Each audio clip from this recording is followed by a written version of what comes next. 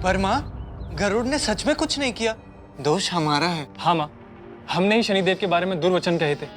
संभव है कि उसी कारण उन्हें क्रोध आया होगा और फिर उन्होंने हमें अपनी वक्र दृष्टि से देख लिया होगा। पर तुम्हें शनिदेव के पास लेकर कौन गया था? माँ, वो तो उल्का पिंडों की वर्षा के कारण हम अपने पद से भटक गए थे। कितने भोले हो तुम लोग। जब गरुड़ अपनी इच्छा से वैकुंठ गया था, उल्का पिंडों की वर्षा तो तब भी हुई होगी, तो फिर गरुड़ अपनी पद से क्यों नहीं भटका? तब तो वो किसी और ग्रह तक नहीं पहुंचा था, तो इसी बार क्यों? तो क्या गरुड़ जानबूझकर? और नहीं तो क्या। और अगर ये सत्य नहीं होता तो गरुड़ सूर्य लोक की विपरीत दिशा में उड़ता ही क्यों? पर यह षड्यंत्र नहीं हो सकता भैया।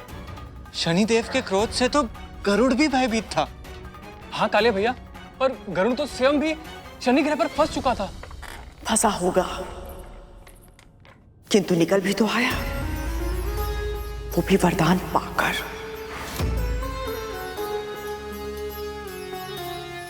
स्वयं से पूछो मेरे पुत्रों, स्वयं से पूछो, ये कैसा संयोग है कि विंता और उसके पुत्र को सदैव वरदान मिलते हैं, किंतु हमें कुछ भी नहीं। सत्य तो ये है कि दोनों मां और पुत्र कुछ अधिक ही चतुर है।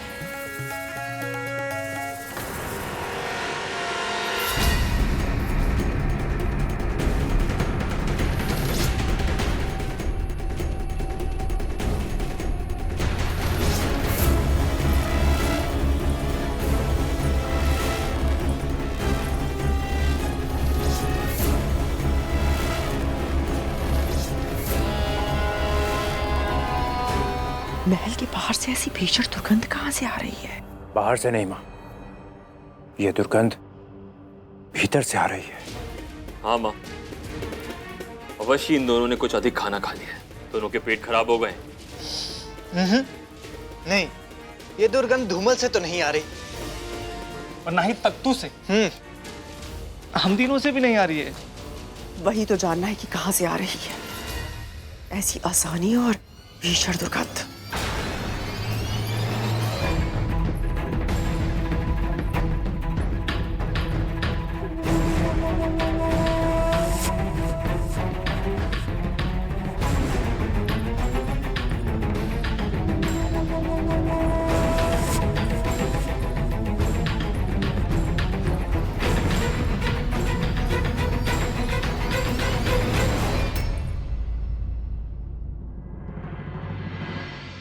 विंता, क्या किया तूने? कहीं दीदी को पता तो नहीं चल गया कि मैं उन वृद्ध बाबा को यहाँ ले आई हूँ? पूरे महल से दुर्गंध आ रही है और ये दुर्गंध तुझसे आ रही है। लगता है मेरे वस्त्रों में उनके घावों से बहता हुआ पीप लग गया होगा, जिस कारण ये दुर्गंध आ रही है। जा यहां से, पहले स्वयं को साक्ष कर, फिर पूरे महल को। जी जी महारानी।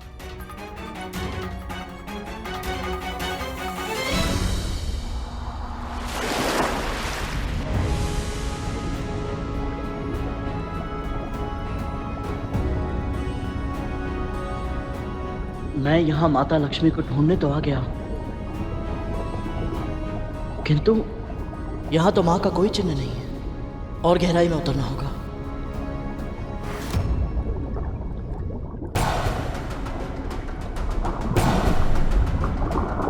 ये लताएं कैसी हैं? इतनी पुरानी और इतनी घनी।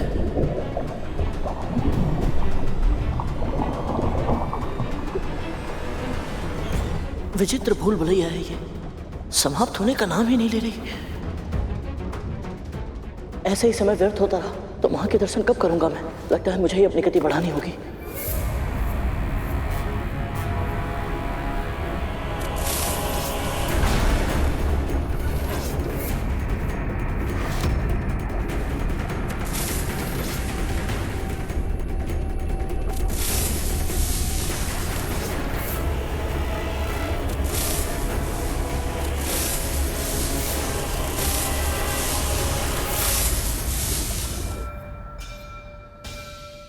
बलि के सामने याचक बनकर जाएंगे तो हम पे असुर आक्रमण नहीं करेंगे और बलि को तुम्हारा प्रस्ताव भी सुनना पड़ेगा।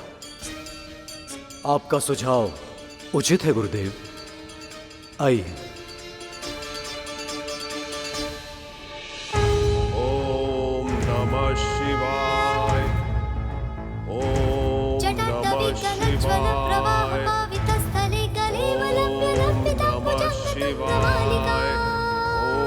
ओम नमः शिवाय।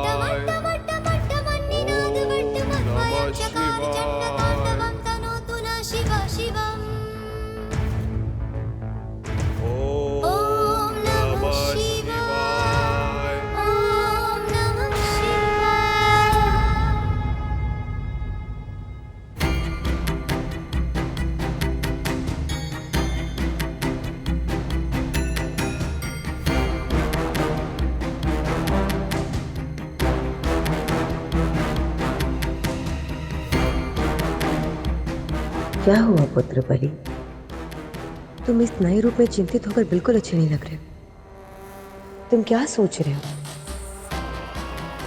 आपकी सूचना सही थी माँ। ये देवता अवश्य ही कुछ ना कुछ षड्यंत्र रच रहे हैं। मुझे आभास हो रहा है कि वो यही है, कहीं निकट ही।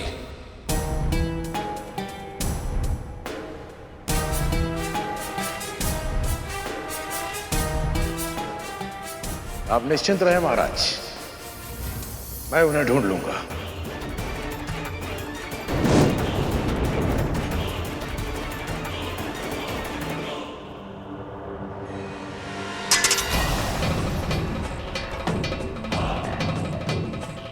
हम बड़ी दूर से आए, महाराज के दर्शन के अभिलाषी हैं।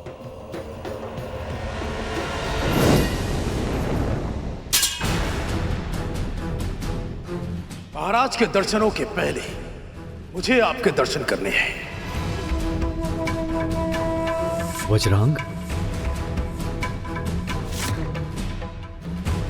मेरी रक्षा और मेरी तपस्या की रक्षा इसी ने की है। अन्यथा वज्रांग की पूरी सेना ने तो कोशिश की थी मेरी तपस्या भंग करने की। माँ ने गरुड़ की प्रशंसा इसलिए की थी क्योंकि उसने इस वज्रांग से उनकी तपस्या की रक्षा की थी। इस तुच्छ असुर का प्रणाम स्वीकार करें।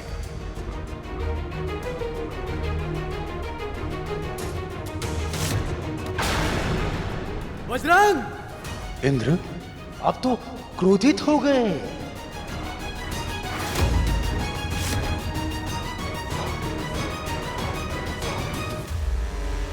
रुको बलि, वज्रांग संभाल लेगा। अपनी पहचान छुपाने का छल करके सामान्य अपराधियों जैसा व्यवहार किया इन्होंने। इन्हें दर्शन देना असुर सम्राट की गरिमा के विरुद्ध होगा।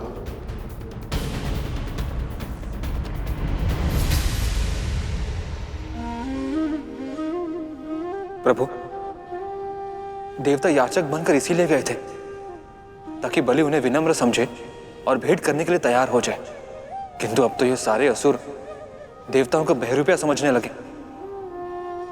ऐसे भ्रम में समस्या सुलझने की जगह कई गुना अधिक उलझ जाएगी। हाँ शेष, अब स्थिति गंभीर हो गई, पर संधि के मार्ग में कठिनाइयां तो आनी ही थी। जैसे अग्नि को और अधिक अग्नि से बुझाया नहीं जा सकता, वैसे ही किसी और के क्रोध को स्वयं क्रोधित होकर शांत नहीं किया जा सकता। बस अब देवताओं को अपना संयम बनाए रखना, अन्यथा यह संधि वार्ता प्रारंभ होने से पहले ही समाप्त हो जाएगी। क्या हुआ देवराज? छिपने के सारे स्थान समाप्त हो गए, जो आपको यहाँ भिक्षुक बनकर आना पड़ा। हम महाराज को बहुत ही महत्वपूर्ण संदेश देने के लिए आए थे। क्षमा करें देवगुरु, आपके साथी मित्र उस पक्षी गरुड़ ने भी हमें एक संदेश दिया था, जिसे हम आज तक नहीं भूले।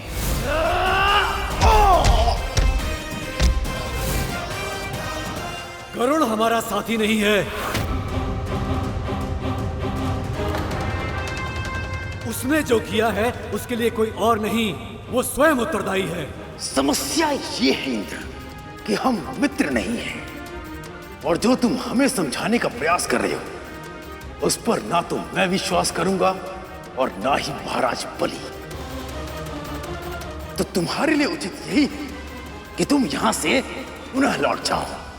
हम यहां से लौटने नहीं आए हैं वज्रांग, जो कहने आए हैं वो सुना के जाएंगे यहां से।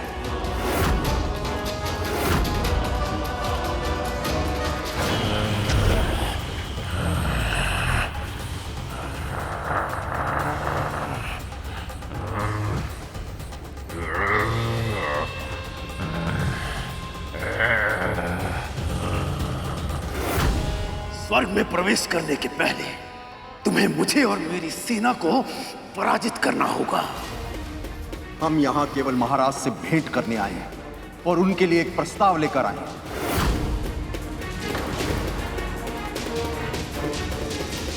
हमें आपके किसी भी प्रस्ताव की कोई आवश्यकता नहीं है।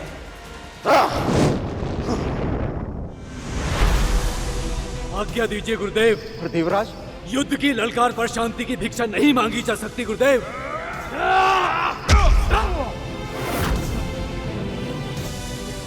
उधर गरुड़ सृष्टि के कल्याण के लिए अकेला मां लक्ष्मी को आपका संदेश देने गया, और यहाँ ये देवता यही भूल गए कि वो संधि करने गए हैं।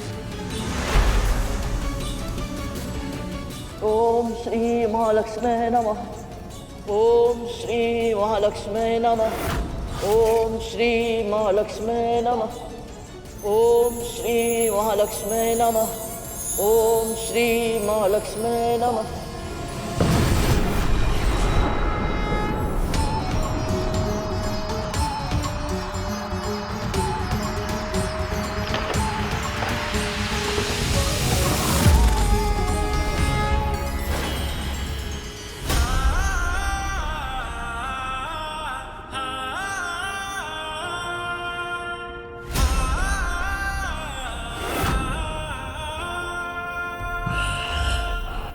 यदि अपना जीवन चाहता है तो मुझे जाने दे राक्षस, मेरा मार्ग रोकने का प्रयास मत कर।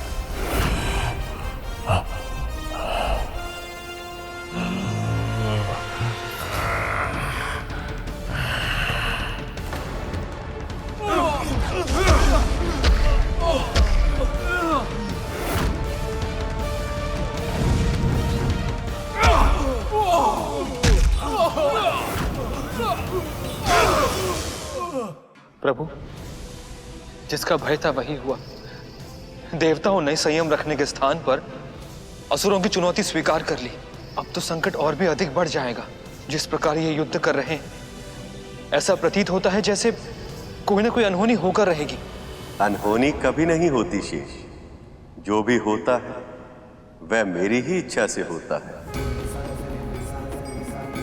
मैं ये युद्ध इसलिए होने दे रहा हूं ताकि इससे दो लक्ष्य प्राप्त होंगे। एक तो देवताओं को यह पता चल जाए कि जब तक वे अमृत प्राप्त नहीं कर लेते उनके लिए असुरों से जीतना संभव नहीं है। इसलिए समुद्र मंथन के लिए जो कुछ भी करना आवश्यक होगा वो अवश्य करेंगे। और दूसरा लक्ष्य प्रभु? बलि को यह आभास होगा कि देवता भले ही शारीरिक रूप से दुर्बल हो, किंतु उनका मनोबल तनिक भी कम नहीं हुआ। इससे उसके अंदर यह भय उपजेगा कि यदि किसी भी उपाय से अमृत असुरों को नहीं देवताओं को मिल जाए तो स्वर्ग का राज जो उसे इतनी कठिनाई से मिला वह उससे छिन भी सकता। और ये भय ही उन्हें संधि करने के लिए प्रेरित करेगा। वाह प्रभु, क्या उत्तम योजना बनाई है आपने।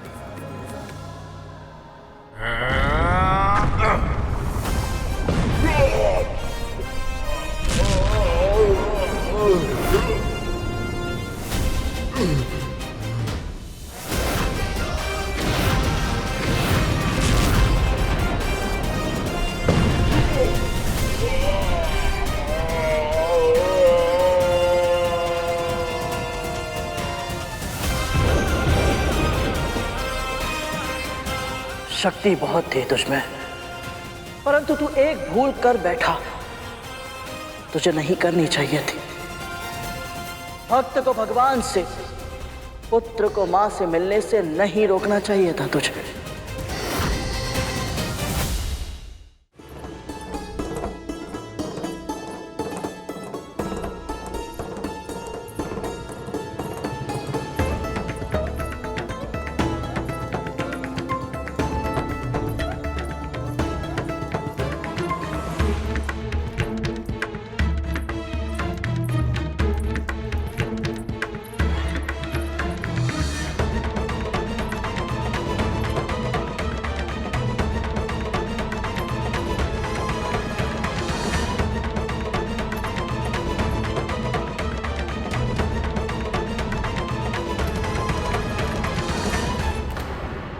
आज तो तेरा पुत्र घर पर नहीं है, तो फिर कार्य करने में इतनी शीघ्रता क्यों?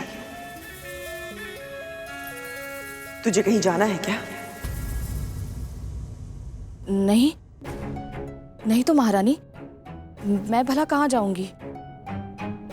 वो पहले इतनी देर हो गई थी और स्नान के कारण और अधिक विलंब हो गया। आप थक गई होंगी ना, इसलिए मुझे लगा कि मैं कार्य शीघ्र समाप्त कर दूं ताकि आप विश्राम कर पाएं। तो ऐसी बात है, ठीक है, तो फिर मेरे पांव दबा दे। तनिक थकान सी हो गई है।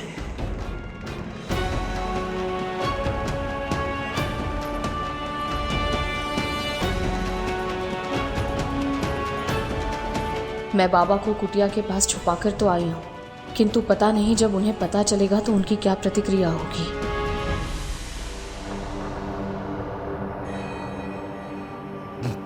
कैसी स्त्री है, मुझे यहाँ छोड़कर भूल गई। दुष्टा कहीं की, ऐसा तिरस्कार मेरा आज तक नहीं हुआ, किसी ने नहीं किया। यदि वो मेरे सामने आएगी तो ऐसा पाठ पढ़ाऊंगा कि उसे अपने पूर्वजों की स्मृति आ जाएगी। कैसे मुझे कूड़े की तरह यहाँ फेंक के चली गई। पाप लगेगा, बहुत बड़ा पाप लगेगा। यदि अधिक विलंब हो गया तो बाबा और चिड़चिड़े हो जाएंगे। कहीं ऐसा ना हो कि क्रोध में आकर वो मुझे कोई श्राप दे दें। प्रभु, ये कैसी विपदा आन पड़ी है विंता माँ पर। न वो दास्ता का कर्म त्याग सकती हैं, न मानवता का धर्म। अब क्या करेंगी विंता माँ? क्या हुआ विंता? कहाँ खोई हुई है? ना तो तेरे हाथ चल रहे हैं, ना मुख से एक शब्द निकल रहा है। यदि सच बताया तो कहीं ऐसा ना हो कि दीदी मुझे अतिथि को अपने घर में रखने से मना कर दे। पर यदि झूठ बोला तो मुझे अवश्य ही असत्य भाषण का दोष लगेगा। क्या करूं मैं?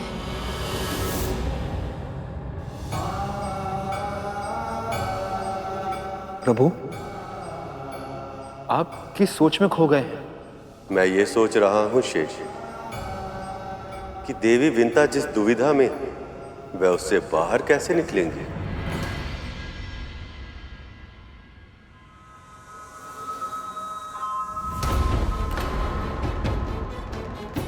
तुझे क्या लगता है मैं तुझे पहचानती नहीं हूं? तू बार बार बहाने बनाएगी और मुझे कुछ पता नहीं चलेगा। अंतिम बार तुझसे पूछ रही हूं, क्या हुआ है? सत्य बता। सत्य ये है महारानी कि मैं कथा के बारे में सोच रही थी। एक प्रवचन में मैंने सुना था। क्या सुना था? बहुत समय पहले की बात है। एक कसाई एक निरीह गाय के प्राण के लिए उसके पीछे पीछे दौड़ रहा था। अपनी रक्षा के लिए गाय ऋषि के पास जा पहुंची। कसाई भी उसका पीछा करते करते उन ऋषि तक पहुंच गया था। उससे ऋषि से पूछा कि गाय कहाँ है। ऋषि ने एक क्षण विचार किया और फिर विपरीत दिशा की ओर संकेत कर दिया। तो इसमें समस्या क्या है? समस्या नहीं, दुविधा है दीदी। ऋषि मुनि तो सदैव सत्य बोलते हैं ना, पर उस दिन उस गाय के प्राण की रक्षा के लिए उन्हें झूठ बोलना पड़ा था।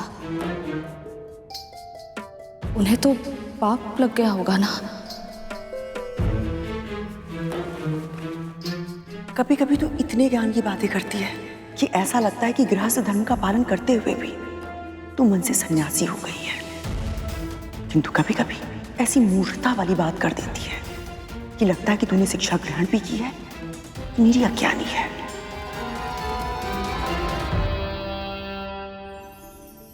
ऋषि के पास दो विकल्प थे, या तो वो सत्य बोलते और उन्हें गौ हत्या का पाप लग जाता, या फिर झूठ बोलकर असत्य भाषण का दोष अपने ऊपर ले लेते। किंतु वो अच्छी तरह जानते थे कि गौ हत्या का पाप असत्य भाषण के दोष से कहीं अधिक बड़ा है। इसीलिए उन्होंने गौ की रक्षा के लिए झूठ बोल दिया।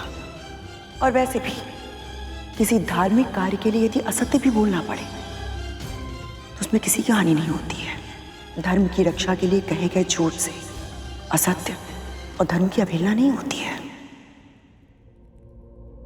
समझी?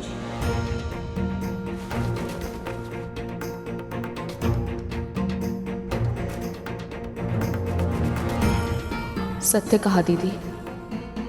इसलिए आज मैं भी आपसे सत्य छुपाने के लिए विवश हूं, क्योंकि असत्य भाषण का दोष अतिथि के तिरस्कार से बड़ा नहीं होता।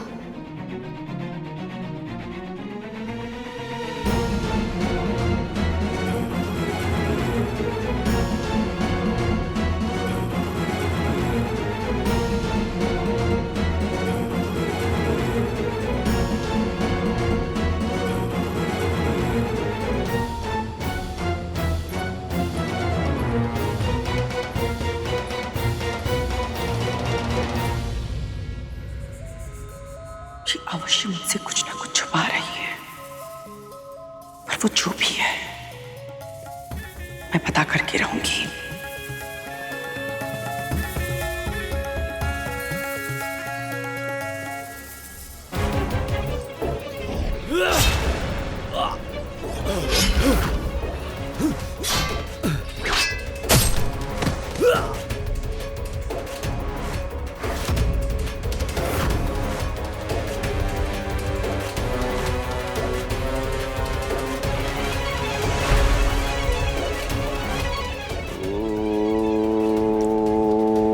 नमः शिवाय।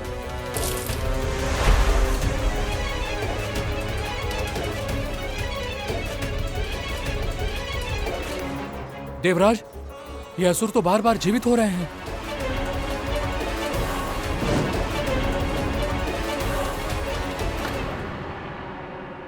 हे समस्त सृष्टि के संचालक, हे परमपिता परमेश्वर, सहायता कीजिए। यदि देवता बलि से भेंट नहीं कर पाए तो हम प्रभु का संदेश उन तक कैसे पहुंचाएंगे?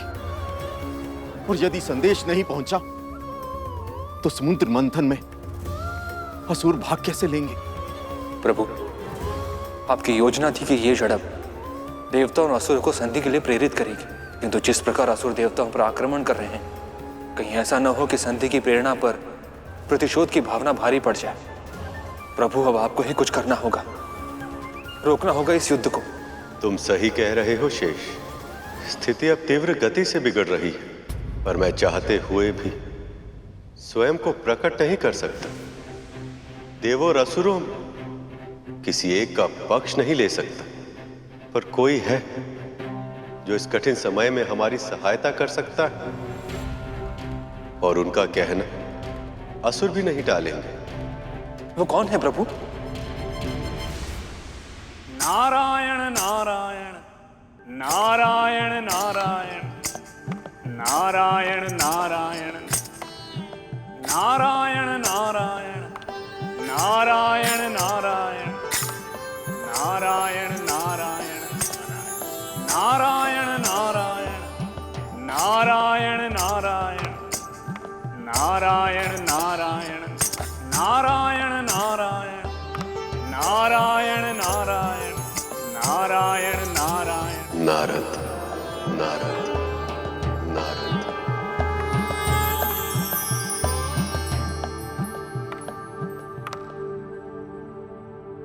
नारायण नारायण नारायण नारायण नारायण। प्रणाम प्रभु। प्रणाम मुनिवर। नारद, आपकी आंखों में आंसू प्रभु। ईश्वर तो सबके दुख हर लेते हैं, और यदि ईश्वर ही दुखी हो तो क्या उनका कोई दुख हरने वाला नहीं है? कैसे ढूंढूं मैं माता लक्ष्मी को? यदि समय रहते मैं उन तक नहीं पहुंच पाया तो प्रभु स्वस्थ कैसे होंगे? और सब कुछ पहले जैसा कैसे हो पाएगा? आप तो जानते हैं नारद, देवी लक्ष्मी के बिना मैं अधूरा हूं, पर उन्हें वापस लाने में, संसार को फिर से श्रीयुक्त करने में आप मेरी सहायता कर सकते हैं क्षीर सागर के मंथन के द्वार। पर उसके लिए आवश्यक है देवों और असुरों में संधि होना। और कुछ मत कहिए प्रभु, आपकी इच्छा ही मेरे लिए आदेश है। मुझे आज्ञा दीजिए। नारायण नारायण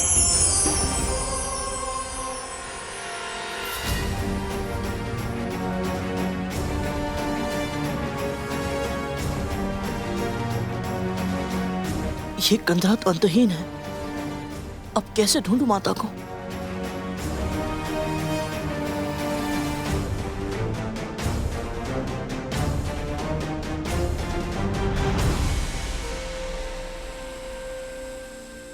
जो स्वयं भटक रहा हो वो प्रभु को कैसे खोज सकता है? प्रभु तो कण कण में है, सर्व विद्यमान है। पर यदि स्थिर अवस्था में बैठकर ध्यान लगाया जाए, सब कुछ भूलकर तन मन और आत्मा से प्रार्थना की जाए, तो स्थिरता में प्रभु स्वयं को अवश्य प्रकट करते हैं।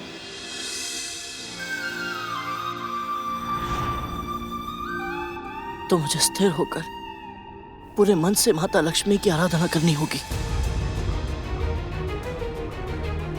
ताकि वह स्वयं मुझे अपने दर्शन दे दे।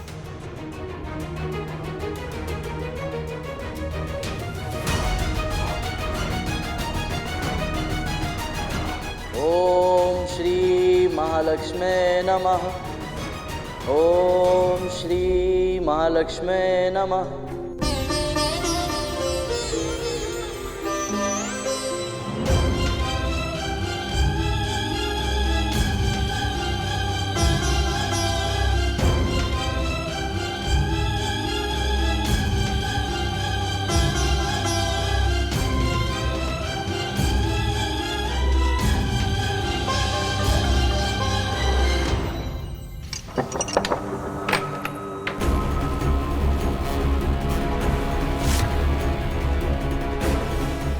विंता कहाँ है?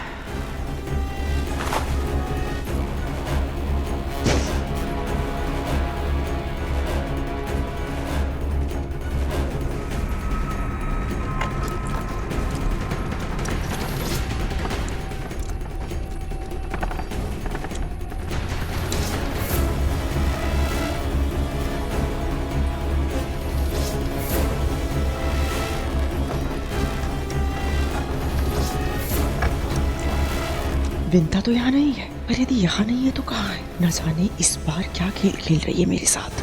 ओम श्री महालक्ष्मी नमः। ओम श्री महालक्ष्मी नमः। ओम श्री महालक्ष्मी नमः। तू ही मेरा सच्चा मित्र है, तूने मुझे नहीं छोड़ा। इस स्त्री को देखा मुझे यहाँ छोड़ के चली गई। दुष्टा रहेगी।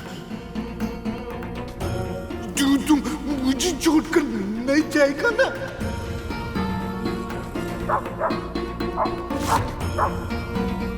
श्वान का इस तरह भौंकना, ये हो क्या रहा है मेरे महल में? और ये विंता कहाँ है?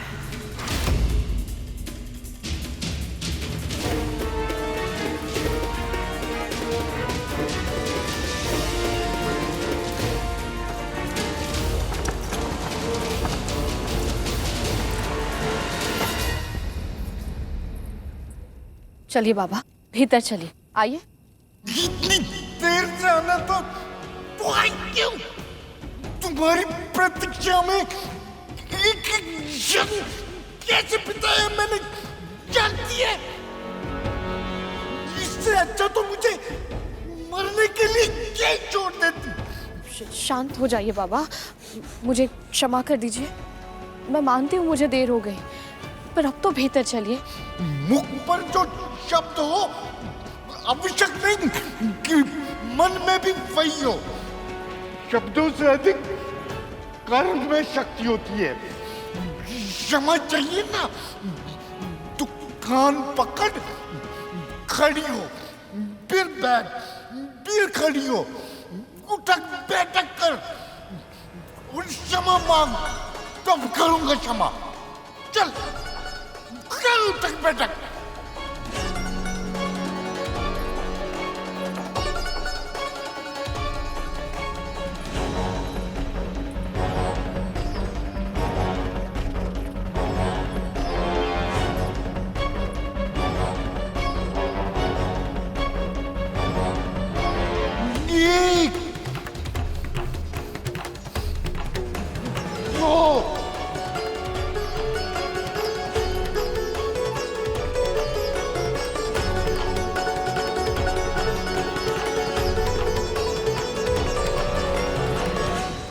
बस कर। अब क्या कल तक उठक बैठक करेगी? उठा मुझे। चल तू भी चल मेरे साथ। तू मेरा मित्र है। चल।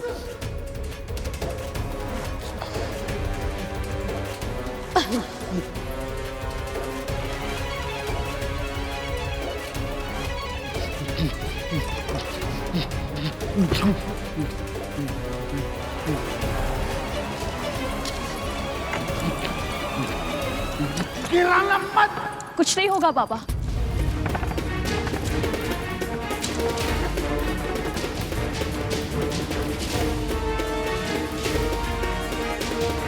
ये दुर्गंध कैसी?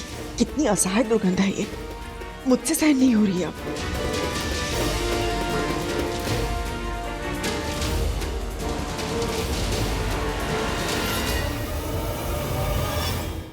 प्रभु आपका बहुत बहुत धन्यवाद कि विंता माँ बच गई। यदि कद्रू माँ देख लेती तो विंता माँ को बहुत बड़ा दंड देती।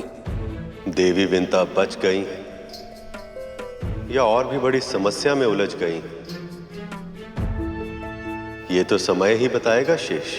आप सही कह रहे हैं प्रभु। ये वृद्ध बाबा जो भी हैं, इन्हें प्रसन्न करना आसान नहीं होगा।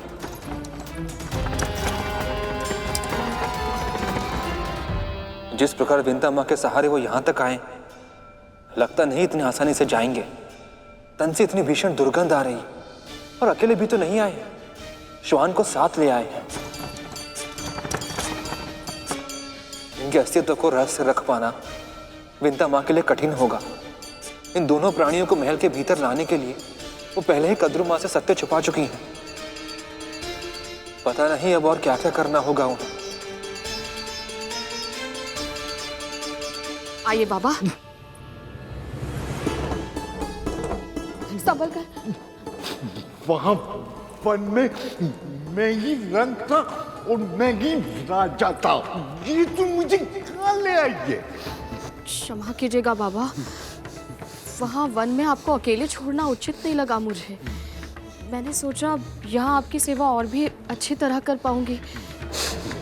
कर लेना सेवा, पर मैं बैठूंगा कहाँ? आप आइए यहाँ विराजी, आइए। मत्ती मारी गई है तेरी के आसन पर मैं कैसे बैठ सकता हूँ? क्षमा कीजिए बाबा, आप वहाँ विराजिए, मैं दूसरा आसन बिछा देती हूँ। हाँ, आइए।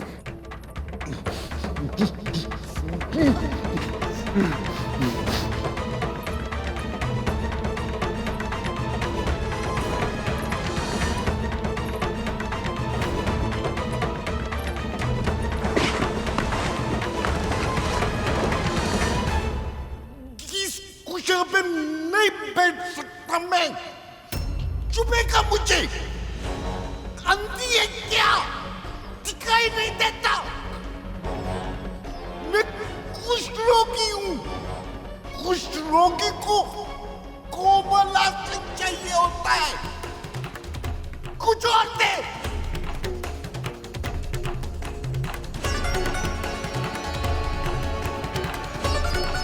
क्षमा कीजिएगा बाबा, कुछ और तो नहीं है।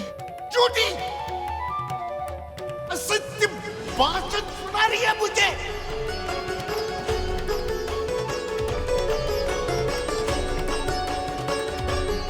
वो क्या है?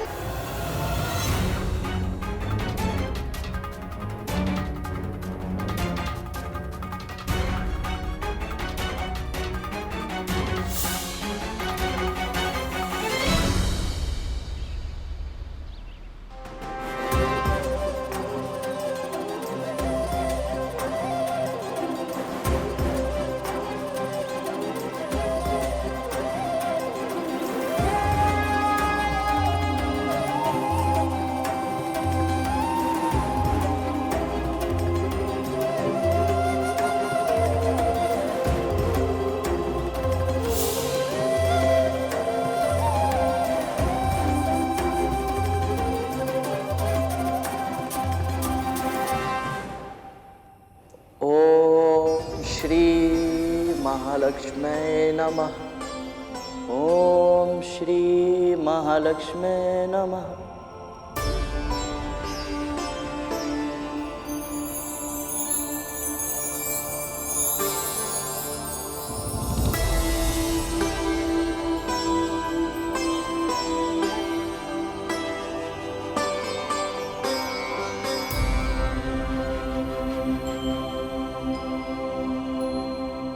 माँ,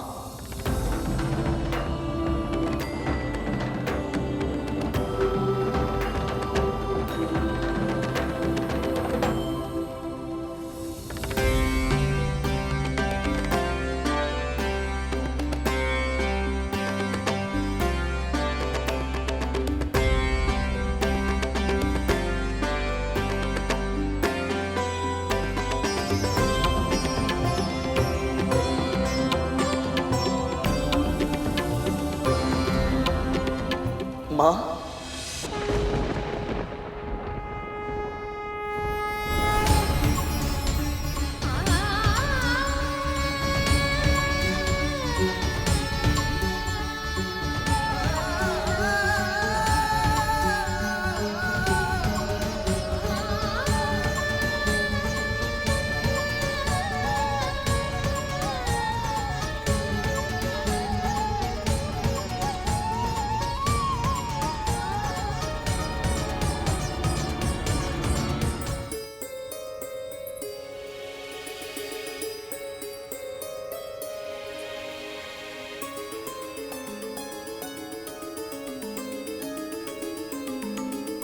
ये मेरे पुत्र गरुड़ के पंख हैं बाबा।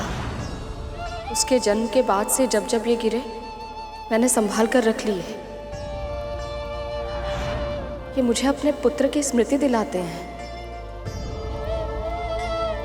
जब भी वो मुझसे दूर होता है ना, मैं इन्हें स्पर्श करती हूँ, अपने हृदय से लगाती हूँ। इससे मुझे लगता है कि वो मेरे निकट ही है, मुझसे दूर नहीं है वो।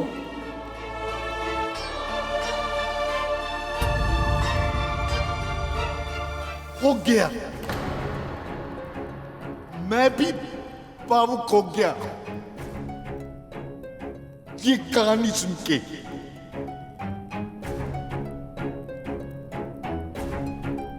अब इन्हीं पंखों का आसन बना।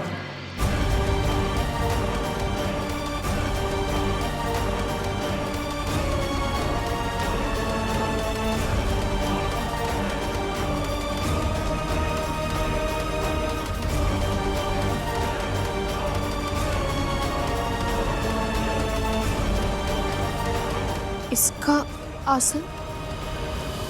और क्या करेगी गिरे हुए पंखों का? सर पे लगा के नाचेगी या हाथों में झूला झूला कर पंखा करेगी इससे? कहा ना इन्हीं का आसन बना, नहीं तो। जी जी बाबा।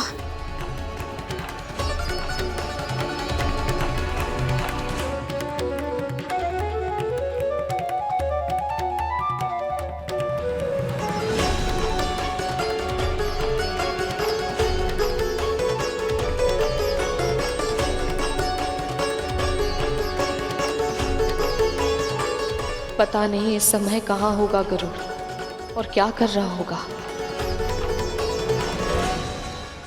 प्रणाम माँ। कौन हो तुम और यहाँ कैसे आ गए? महर्षि कश्यप और महाविंता का पुत्र गरुड़ हूं मैं। प्रभु के दर्शन करने के बाद मैं आपके दर्शन किए बिना रह नहीं पाया।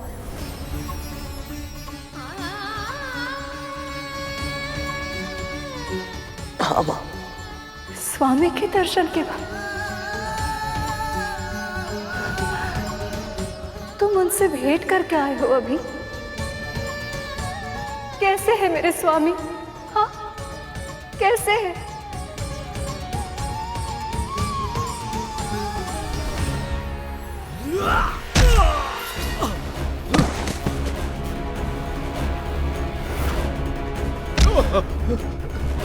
देवराजेंद्र, इस समय असुरों से जीतना असंभव है। हाँ देवताओं, यदि अपने प्राण बचाने हैं तो भागो यहाँ से।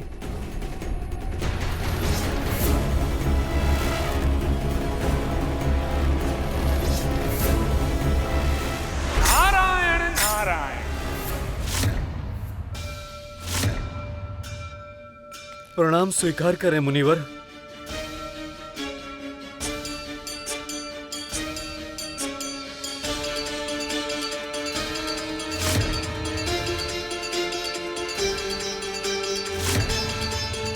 सेनापति वज्रांग, जो शांति दूत बनकर आए हैं उनका स्वागत आप इन शस्त्रों के साथ कर रहे हैं। संजीवनी विद्या के रूप में आप सबको अमरता का वरदान प्राप्त है, फिर भय किस बात का?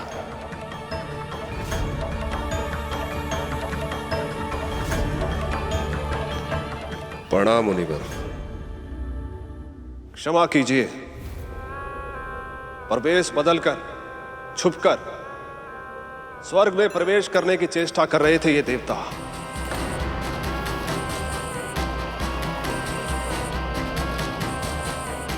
ऐसे में हम इन पर विश्वास कैसे करते हैं?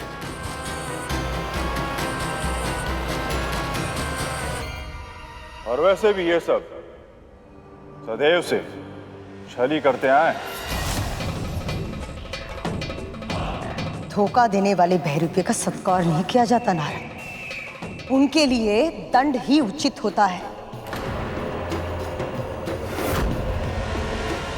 चाहे विरोधी ही क्यों ना हो, पूर्वाग्रह से ग्रस्त होकर बिना उनका पक्ष सुने कोई भी निर्णय लेना विवेकशील पुरुषों को शोभा नहीं देता। असुरराज,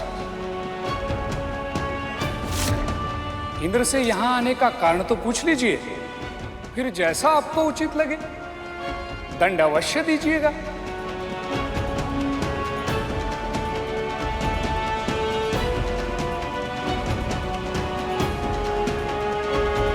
मैं आपके सुझाव की उपेक्षा नहीं करूंगा मुनिवर। केवल आपके कारण मैं इन देवताओं को स्वर्ग में फिर से आमंत्रित कर रहा हूं।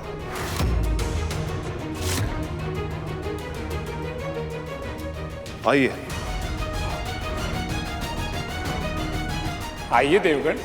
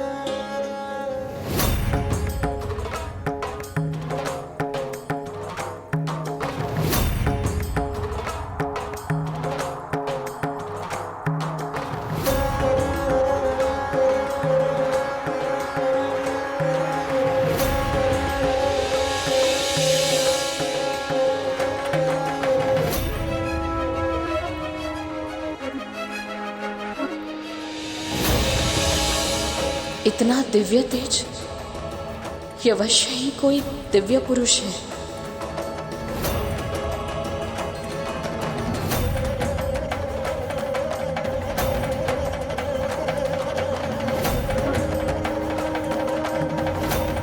बाबा,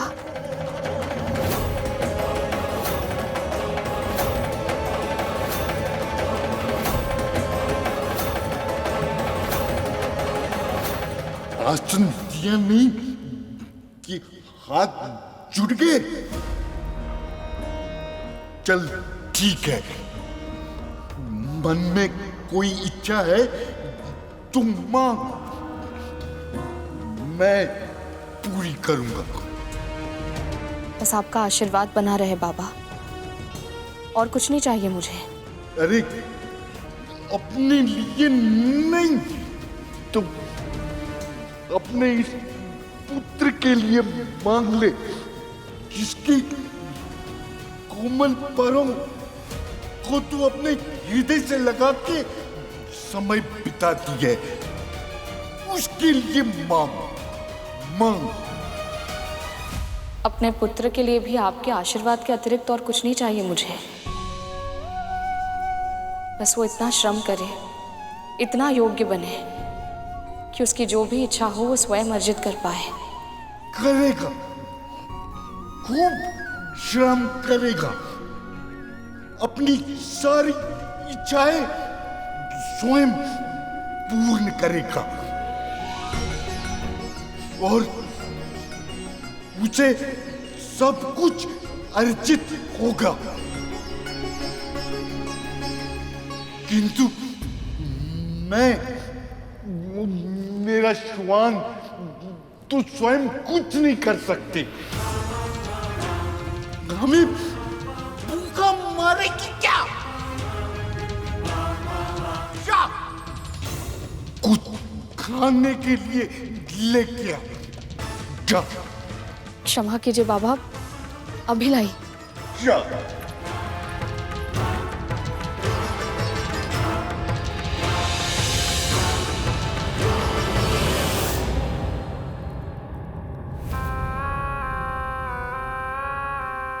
महाराज बलि, हम देवताओं को युद्ध में पराजित करके आप स्वर्गलोक के सिंहासन पर विराजमान तो हो गए, परंतु आपका अधिकार होने से पहले ही यहाँ के सभी रत्न, ऐश्वर्य, कल्प वृक्ष और अप्सराएं सब समुद्र में समा गए थे। महर्षि दुर्वासा का अपमान जो आपने किया था, उसे कौन नहीं जानता। उनके श्राप के कारण ही स्वर्ग मुझे इस अवस्था में मिला, और इस तथ्य का विष्णु जी के संदेश के साथ क्या संबंध है? प्रभु के संदेश से ही वैकुंठ में मां लक्ष्मी और संसार के साथ साथ स्वर्ग में भी श्री को लौटा सकते हैं। इनमें सब असुरों को भी लाभ है। असुरराज, असुरों का लाभ है या नहीं, इसका विचार करने के लिए असुर गुरु शुक्राचार्य है यहाँ पर। आप यहाँ वहां की बातें मत कीजिए, सीधे सीधे बताइए कि क्या संदेश लेकर आए। क्षीर सागर का मंथन।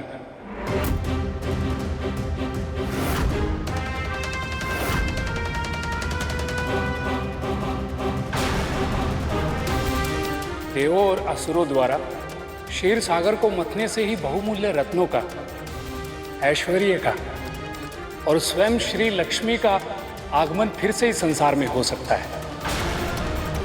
नारायण का कहना है ये अभूतपूर्व कार्य सभी प्रजातियों के सहयोग से ही संभव है। इसलिए समय आ गया है समस्त संसार के कल्याण के लिए एवं स्वर्ग के खोए हुए वैभव को पाने के लिए देव और दानव अपने बीच के मतभेदों को भुलाकर अपनी शत्रुता को समाप्त कर ले और आपस में संधि कर ले। असंभव! ये कैसे हो सकता है महाराज कि हम इनसे संधि कर लें?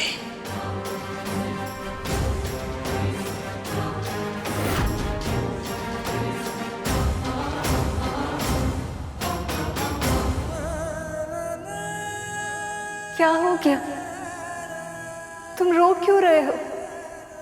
बताओ, कैसे है मेरे नारायण? आप अच्छी तरह से जानती है कि आपके बिना प्रभु कैसे होंगे। माँ, प्रभु निढाल हो गए हैं, निस्तेज और निस्सहाय हो गए हैं वो। माँ, आपके बिना प्रभु संसार को संचालित नहीं कर सकते। ये सत्य है गरुड़। नारायण मेरे बिना कुछ नहीं है, बिल्कुल वैसे ही जैसे मैं उनके बिना कुछ नहीं। हम दोनों का अस्तित्व ही नहीं है एक दूसरे के बिना। पर माँ, ये कैसे? उठो गरुड़,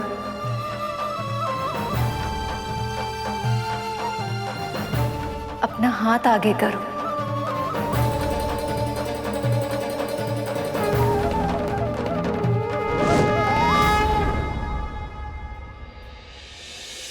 इसे तोड़ दो। अब इन टूटे हुए भागों में से एक को दूसरे के ऊपर रख दो।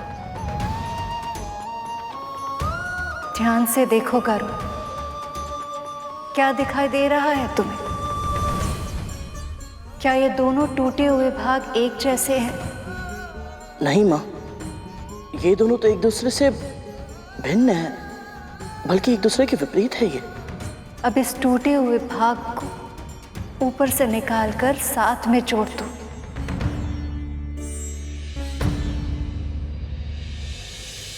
अब देखकर बताओ।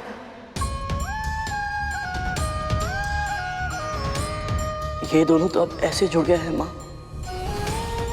जैसे इनके बीच कभी कोई अंतर था ही नहीं।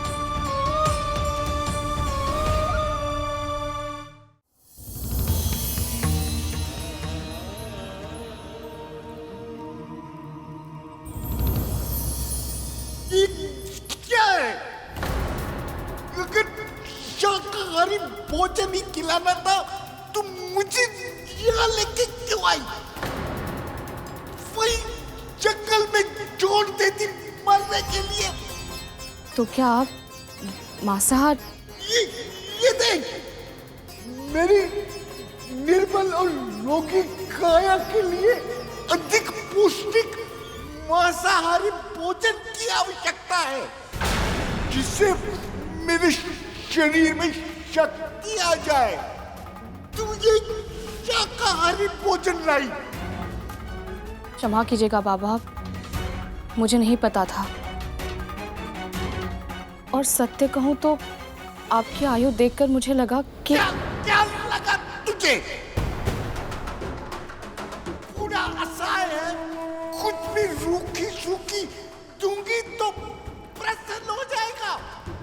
मैं तुम जैसी स्त्री को अच्छे से जानता हूँ, सब कुछ जानते हुए भी अनभिज्ञ होने का स्वांग रचती है। जा, मेरे श्वान को खाना खिला।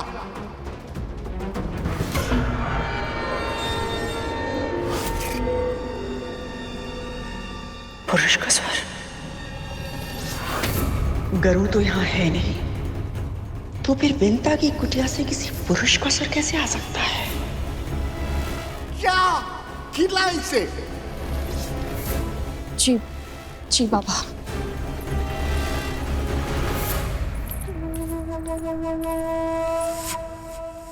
कितनी दुर्गंध थी वहां।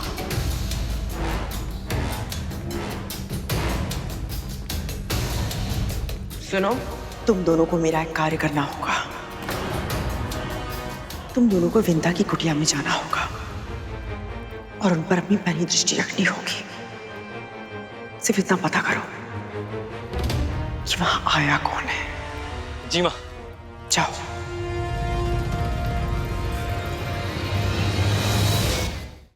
स्त्री और पुरुष सिक्के के दो भाग की तरह होते हैं, एक समान नहीं होते। जो एक की दुर्बलता होती है वो दूसरे की शक्ति होती है, और जब दूसरा दुर्बल होता है तब उसे अपने साथी के बल की आवश्यकता पड़ती है। केवल शारीरिक रूप से नहीं, मानसिक और भावनात्मक रूप से दोनों की शक्तियां और विशेषताएं भिन्न भिन्न होती हैं। जब स्त्री और पुरुष विवाह के पवित्र सूत्र में बन जाते हैं तब वो दोनों एक दूसरे को पूरा करते हैं। वैसे ही मैं और नारायण एक दूसरे की कमियों को पूरा करते हैं। वो अर्थ है तो मैं भाषा, वो शास्त्र है तो मैं शस्त्र हूं, वो ज्ञान है तो मैं विवेक हूं, वो स्वभाव है तो मैं सूत्र हूं। हम दोनों एक दूसरे के बिना अपूर्ण हैं।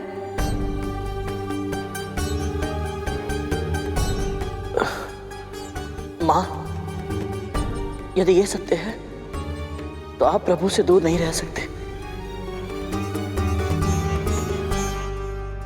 आप मेरी पीठ पर विराजमान हो जाइए मां। मैं क्षण भर में ही आपको विष्णु लोक ले चलूंगा। फिर चाहे उसके लिए मुझे प्राण दंड ही क्यों ना मिले।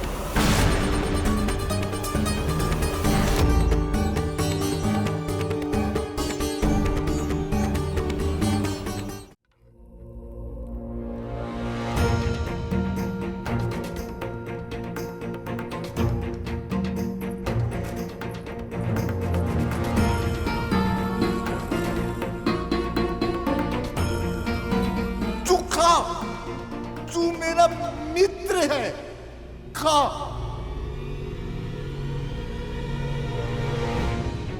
बाबा, मैं आपके लिए मांसाहार का प्रबंध कर दूंगी, पर अभी कुछ तो खा लीजिए।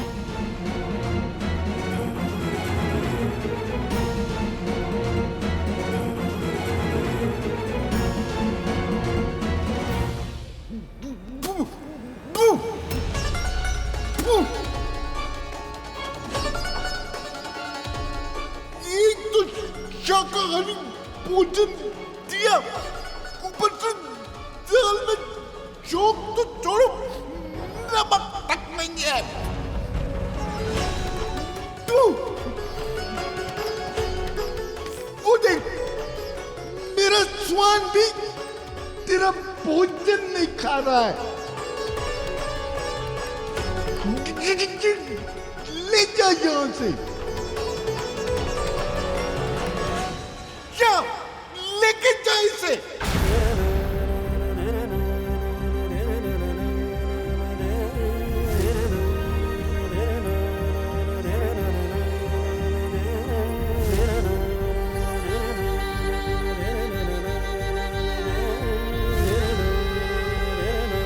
भोजन स्वाधीन बना दिया? इतनी बड़ी भूल कैसे हो गई मुझसे?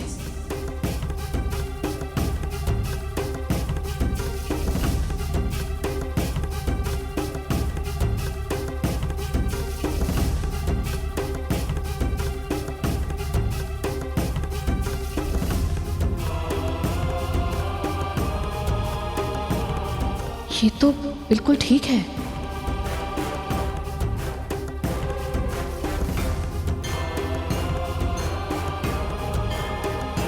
बाबा को मुझसे इतनी घृणा क्यों है? इन्हें प्रसन्न करने के लिए और क्या करूं मैं? विंता माँ की समस्या तो और भी अधिक गंभीर हो गई है प्रभु। अपनी सुध बुध भूल कर वो इन बाबा की कितनी सेवा कर रही हैं, पर ये तो उन्हें प्रताड़ित ही किए जा रहे हैं। और अब इनके कारण कद्रू माँ भी विंता माँ को दंड देगी। मुझे तो ये समझ नहीं आ रहा कि विंता माँ इन्हें सह क्यों रही है। उन्होंने इतनी सहायता की इनकी, पर ये तो कृतज्ञ भी नहीं है। ये कृतज्ञ नहीं, इसका अर्थ ये तो नहीं कि किसी को भी इनकी सहायता नहीं करनी चाहिए। देवी विंता अपने पुत्र को परोपकार के संस्कार दे रही हैं, तो उन संस्कारों के मार्ग पर उन्हें स्वयं भी तो चलना होगा। धर्म का पालन अपनी सुविधा अनुरूप नहीं किया जा सकता शेष। धर्म का नियम सबके लिए समान होता है गरुड़। यदि स्वयं भगवान इन नियमों का पालन नहीं करेंगे तो संसार से उनके पालन की आशा कैसे कर सकते हैं?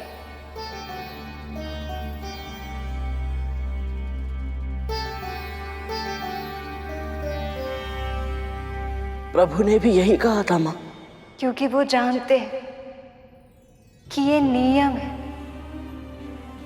बिना पुरुषार्थ के लक्ष्मी किसी को नहीं मिलती। परंतु मां, स्वयं लक्ष्मीपति नारायण को भी नहीं।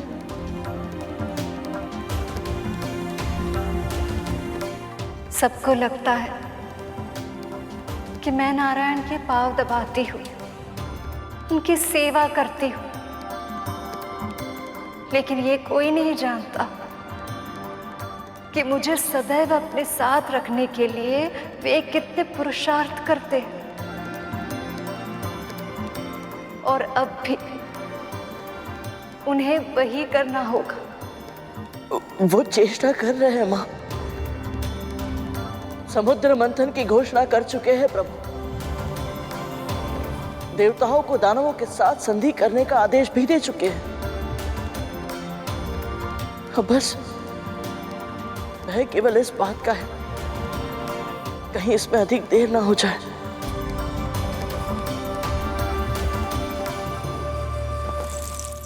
सत्य कह रहे हो तुम दोनों? हाँ माँ, हमने अपनी आंखों से देखा। गरुड़ के पंख से बने आसन पर बैठा था वो। माँ बुड्ढा है तो बहुत ही दुर्बल और दुर्गंध से एकदम भरपूर, पर विमाता विंता को बहुत यातनाएं दे रहा है। विमाता भी बहुत विचित्र है, सब कुछ चुपचाप सहे जा रही थी।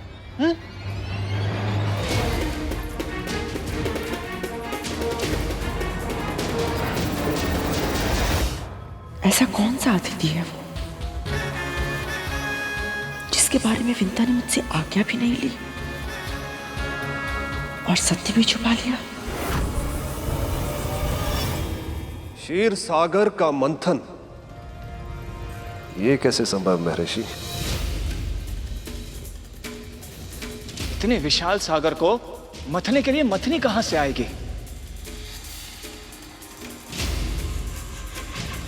और ऐसी रस्सी कहां से मिलेगी जो उस मथनी को बांध सके?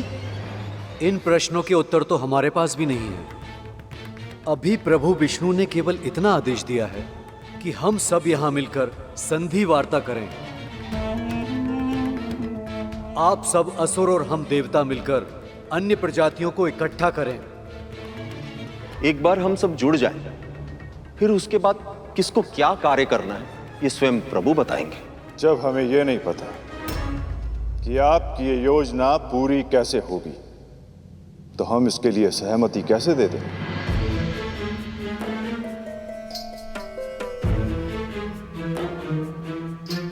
महाराज बलि, यदि आपकी इच्छा हो तो मैं अपनी तपस्या से स्वर्ग का वैभव पुनः प्रकट कर सकता हूं, किंतु इसके लिए देवताओं से संधि करने की कोई आवश्यकता नहीं है।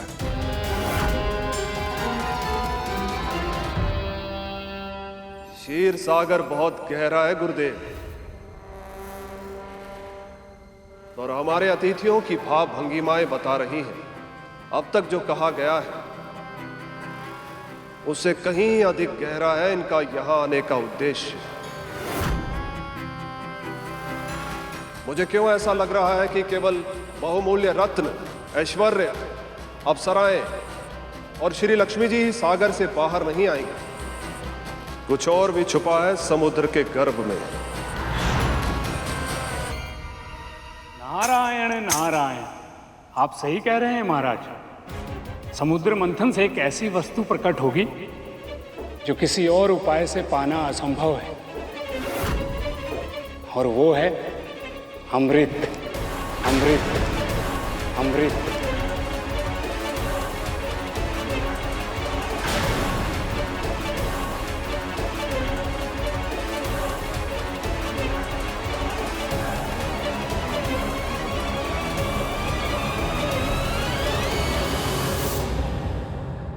प्रभु, अब तो मुनिवर ने अमृत का लोभ भी दे दिया है। अब तो असुरों को मंथन करना ही पड़ेगा। अमृत का लोभ असुरों को संधि करने के लिए उत्साहित तो कर सकता है, पर हो सकता है कि यह पर्याप्त ना हो। वो कैसे प्रभु? यदि एक बार असुरों ने समुद्र मंथन के इस विराट कार्य में भाग लेने का वचन दे दिया तो इस कार्य में कितनी भी कठिनाइयां क्यों ना आ जाए, वे अपने वचन पर अंत तक दृढ़ रहेंगे। क्योंकि यदि ये मंथन बीच में रुक गया तो प्रलय भी आ सकती है,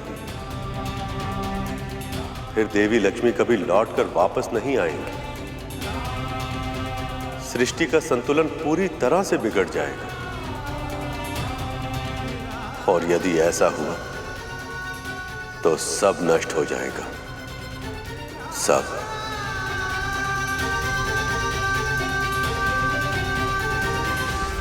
माँ, हो सकता है मेरा अनुमान सही ना हो, परंतु आपके साथ के बिना प्रभु का उत्साह, उनका विश्वास, उनका सामर्थ्य इतना कम हो गया है कि समुद्र मंथन जैसे इतने बड़े कार्य को कर पाना अब जाने संभव हो पाएगा या नहीं।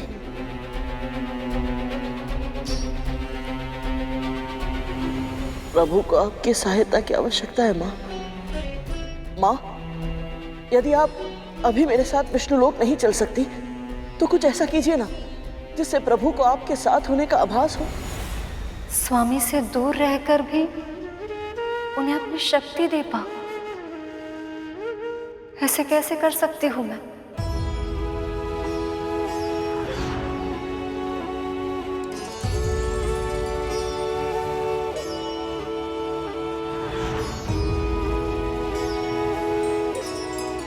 मेरी माँ मेरे तन से गिरे पंखों को सहज कर रखती है और मेरी अनुपस्थिति में उन्हें अपने हृदय से लगा लेती है ताकि उन्हें मेरे निकट होने का आभास हो। माँ, आपके पास भी कुछ ना कुछ अवश्य ही ऐसा होगा जिसे छूकर प्रभु को आपके निकट होने का अनुभव हो।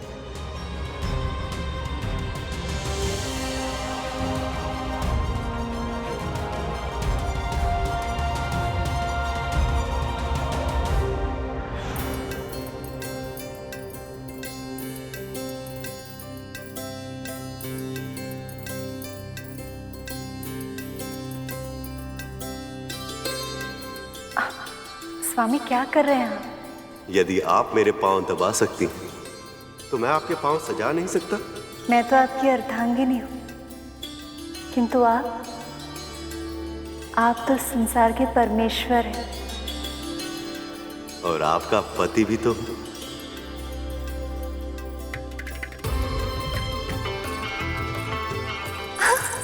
अरे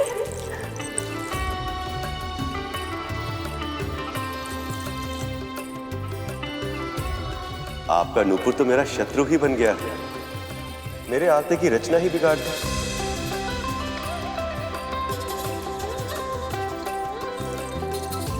नहीं स्वामी, ये मेरे सुहाग का चिन्ह है। और आपका सुहाग मैं ही हूं। अवश्य, किंतु इसका ये अर्थ नहीं कि मैं इसे उतारने दूंगी आपको। तो मैं आपके लिए एक ऐसी पायल की रचना करूंगा जो सुंदर भी हो और उपयोगी भी, ताकि आपके सुहाग का चिन्ह आपके पांव पर सुशोभित भी होता रहे और उसका नुपुर मेरे आलते की रेखाएं भी बिगाड़ ना सके। स्वामी, ये तो बहुत ही अच्छा सुझाव है। स्वामी, मैं तो कहती हूँ क्यों ना हम दोनों ही एक एक पायल की रचना करें। देख तो ले कि हम दोनों की सोच एक दूसरे के समान है भी या नहीं। अवश्य।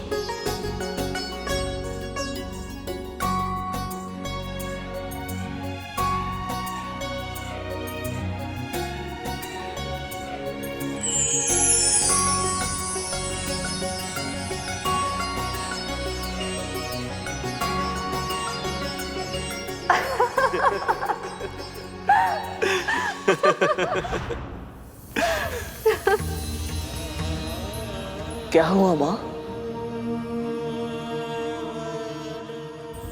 कुछ नहीं, बस ऐसे ही अतीत के हास परिहास की कई बातें पहले आंखों में अश्रु ले आती और फिर मुख में मुस्कुराहट।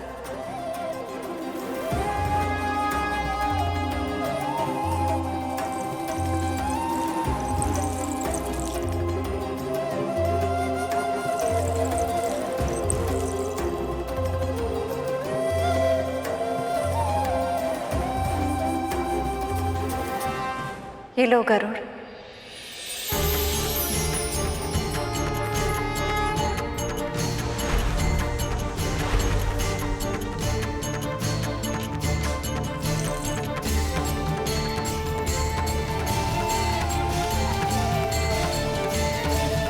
जब मैं इसे लेकर प्रभु के पास पहुंचूंगा तो वो कितने प्रसन्न हो जाएंगे। निर्जीव होते हुए भी पायल उनके अधरों पर आशा का, आंखों में भविष्य की झांकी का और हृदय में संकल्प का संचार कर देगी। उनका मन विश्वास से भर उठेगा और उनका आत्मबल और भी प्रखर हो जाएगा। हे परमपिता, मुझे अपनी सेवा करने की शक्ति दीजिए। स्वामी को मेरे ये पायल दे देना, ये उन्हें स्मरण दिलाएगी कि हम चाहे कितने भी दूर क्यों ना हो, किंतु हमारी विचार शक्ति, हमारी कल्पना, हमारी पीड़ा ये सदैव ही एक समान रहेगी। माँ, आपको ऐसे अकेले छोड़कर जाने का मन नहीं कर रहा। मुझे अकेले छोड़कर कहाँ जा रहे हो पुत्र? आशा देकर जा रहे हो कि मेरी यह विरह शीघ्र ही समाप्त होगी।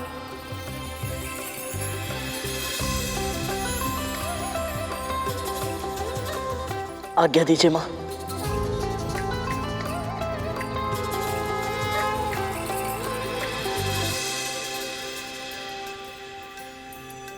समस्याएं कितने भी कठिन क्यों ना,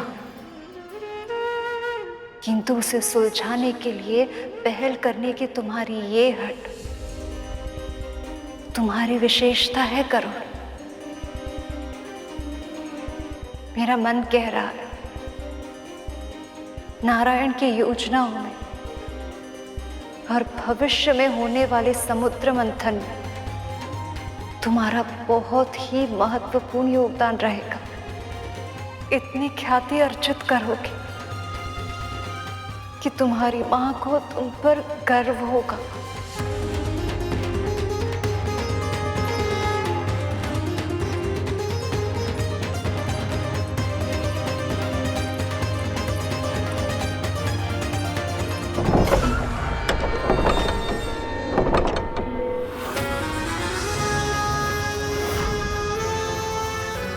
इतना तो साहस।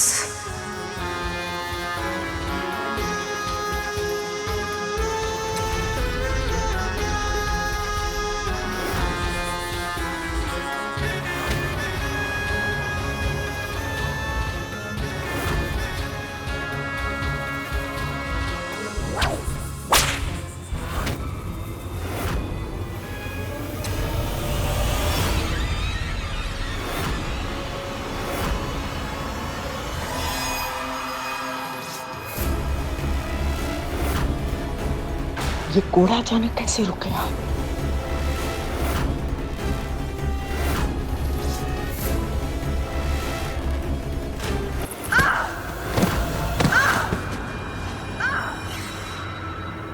ये ध्वनि कैसी थी?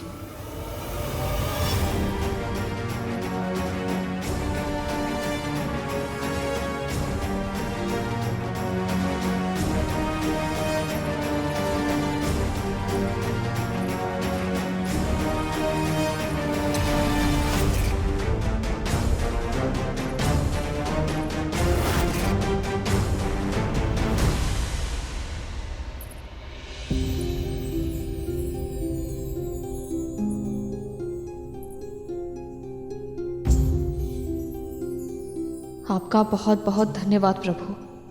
मेरी कुटिया इन वृद्ध बाबा के विश्राम का साधन बन पाई। मेरी उत्सुकता को क्षमा कीजिए प्रभु, परंतु मैं समझ नहीं पा रहा हूं ये वृद्ध है कौन और चाहते क्या है। जब वे विंता मां को इतना भला बुरा कहते हैं तो लगता है जैसे कोई असुर है जो उनके जीवन को और भी कठिन बनाने आए हैं।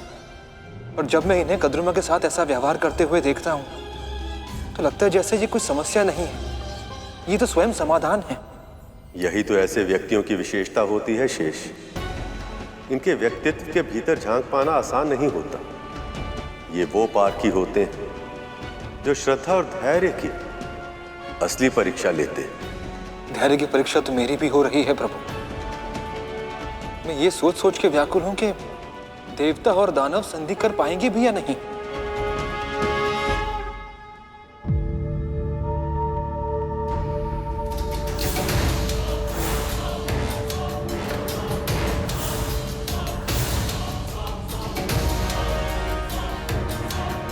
अमृत का लोभ इन असुरों की आंखों में स्पष्ट रूप से दिखाई दे रहा है देवराज इंद्र। अब ये असुर अवश्य ही सहमत हो जाएंगे।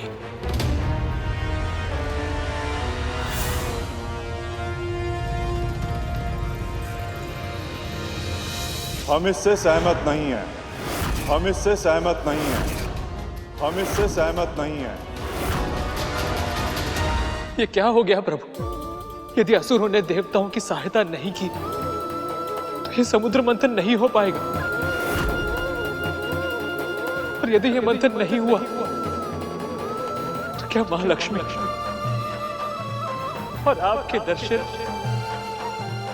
एकत्र कभी नहीं हो पाएंगे।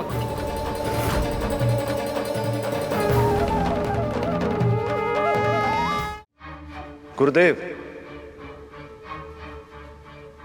देवता हमें अमृत का लोभ दे रहे हैं। महाराज बलि, इनके लोभ के जाल में मत फंसिए। ये देवता हमारे पास इसलिए आए हैं क्योंकि इन्हें समुद्र मंथन के लिए असुरों की अपार शक्ति की आवश्यकता है। किंतु जब समय आएगा तो अमृत की एक बूंद भी असुरों को नहीं मिलेगी। ऐसा नहीं होगा महर्षि। समुद्र मंथन के शुभ कार्य में जो भी प्रजातियां भाग लेंगी उन सबके बीच में समुद्र के गर्भ में जो चीज भी प्रकट होगी वो सब बराबर मात्रा में बांटी जाएगी।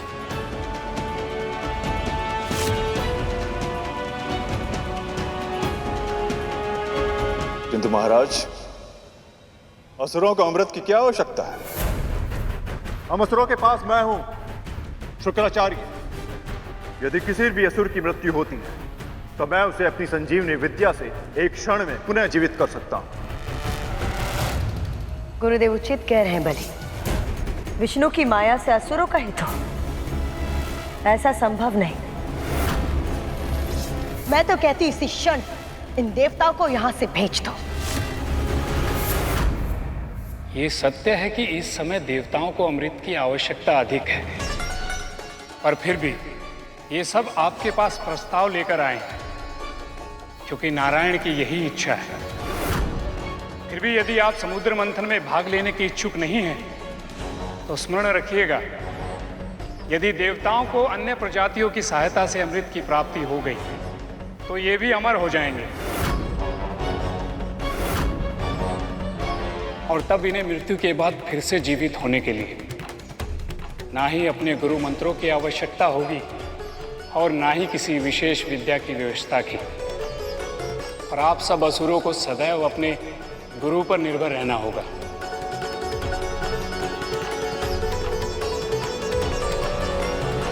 विचार कीजिए असुरराज, तब क्या होगा जब गुरु शुक्राचार्य आपके निकट नहीं होंगे, जब ये कहीं तपस्या के लिए दूर निकल जाएं और कोई पक्षी गजासुर और सिंह मुखम जैसे विकट असुरों को जीवित ही निकल जाए।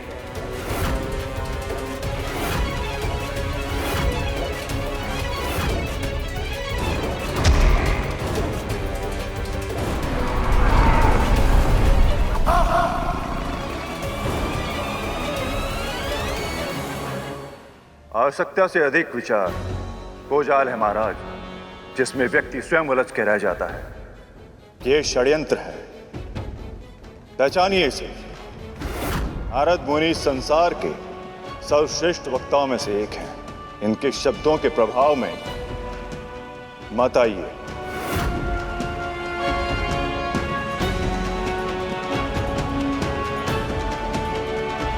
क्षमा कीजिए गुरुदेव,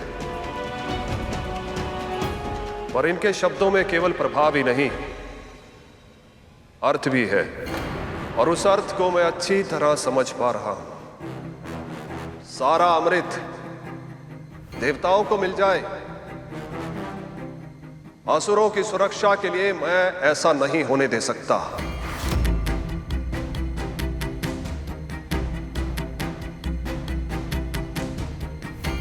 यदि समुद्र मंथन ही एकमात्र उपाय है जिसके माध्यम से असुरों को अमृत का अंश मिल सकता है, तो यही सही है।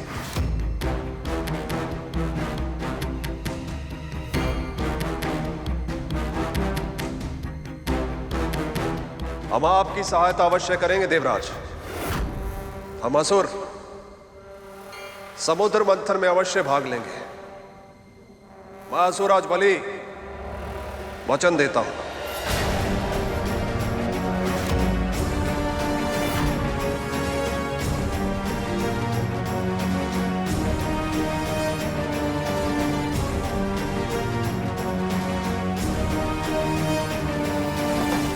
तो मैं देवराज इंद्र भी आपको वचन देता हूं असुरराज, कि जब तक ये शुभ कार्य संपन्न नहीं हो जाता, तब तक हम सारे देव अपने मन में असुरों के लिए कोई भी द्वेष नहीं रखेंगे और आप सबको पूर्ण सहयोग भी प्रदान करेंगे।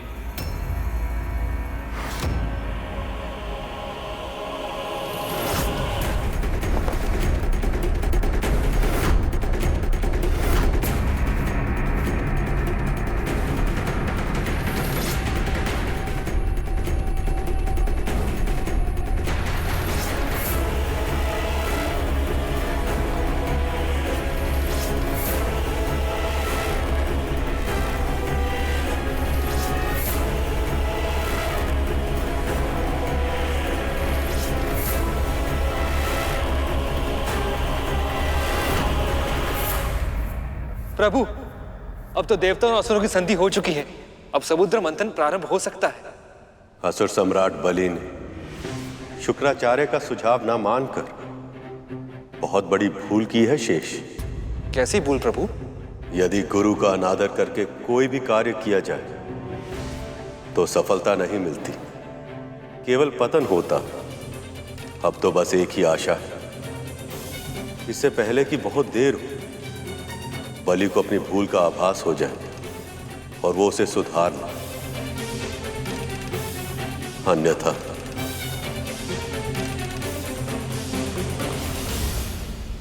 अभी तक तो माँ ने उस बुढ़े को चाबुक मार मार कर भागने पर विवश कर दिया होगा।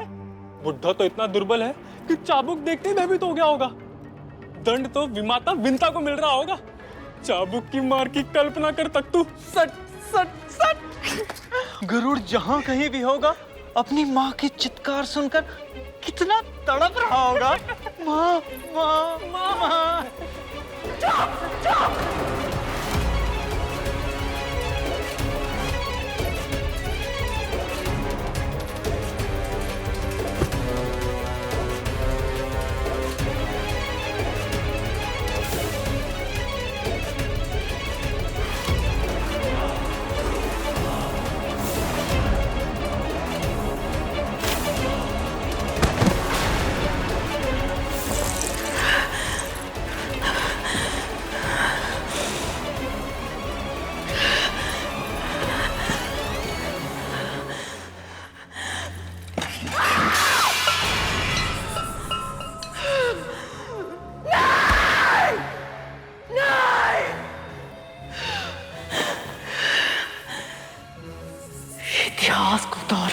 नहीं दूंगी मैं।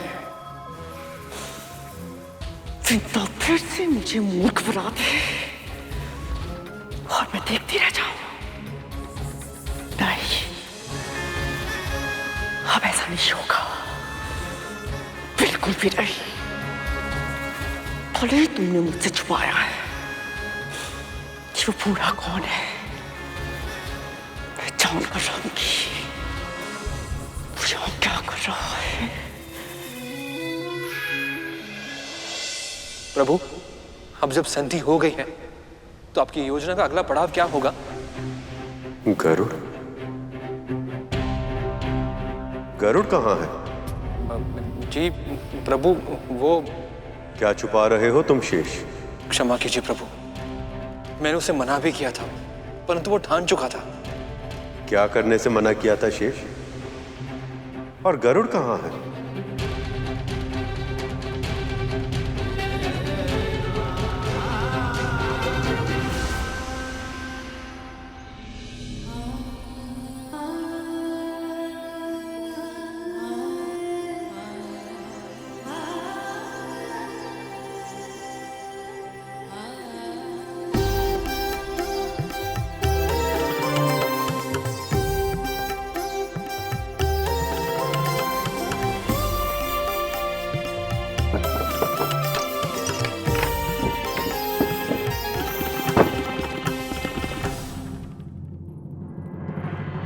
लगता है बाबा को उठने में अभी समय लगेगा।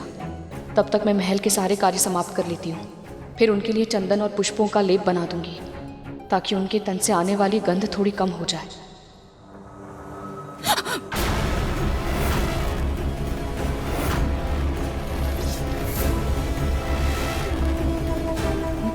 महारानी, आप इतनी शीघ्र उठ गई?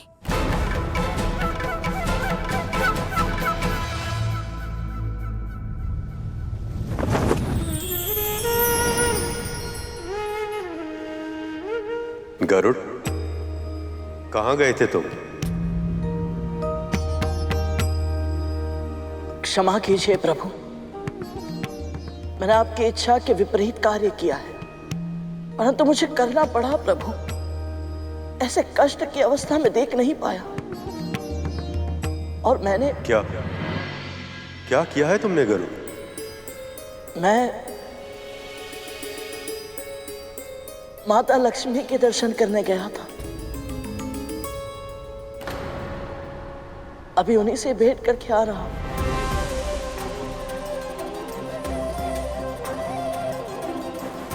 ये तुमने क्या किया गरुड़? क्यों तोड़े तुमने मेरे बनाए हुए नियम? क्यों गए तुम देवी लक्ष्मी से भेंट करने? क्या सोचा था तुमने कि ये सब सुनकर मुझे प्रसन्नता होगी?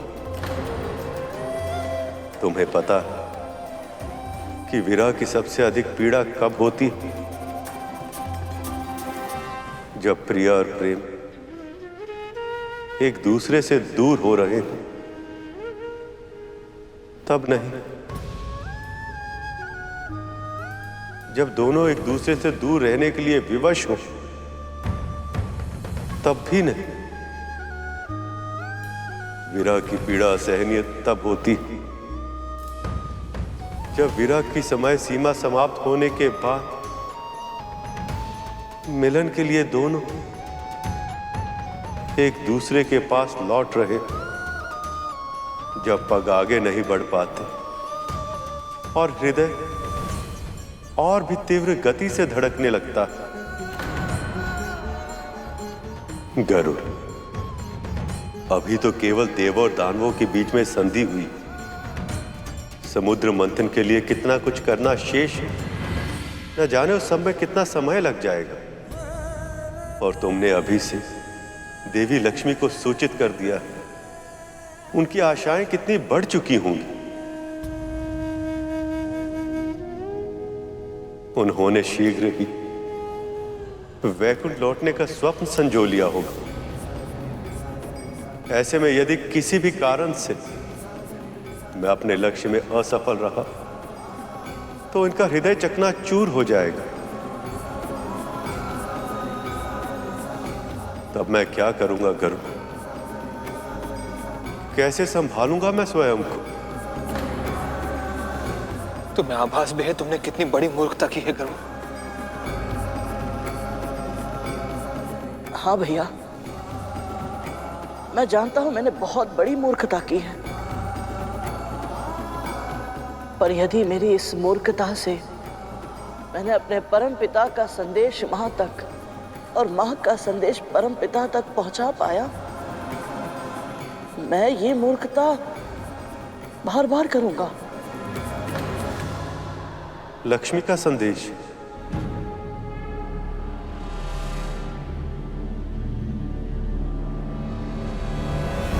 बहुत चिंता हो रही है मेरी। अधिक स्वांग करने की आवश्यकता नहीं है तुझे, सब जानती हूं मैं।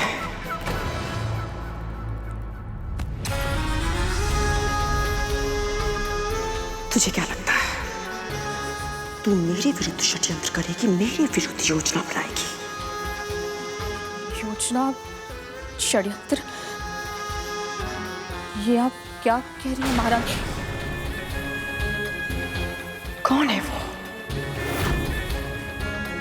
कौन है वो मायावी जिसे तूने अपनी कुटिया के अंदर छुपा के रखा है?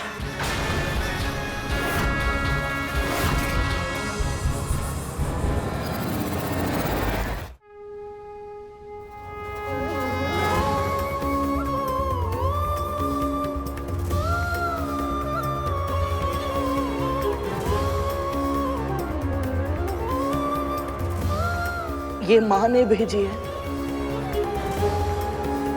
आपके लिए।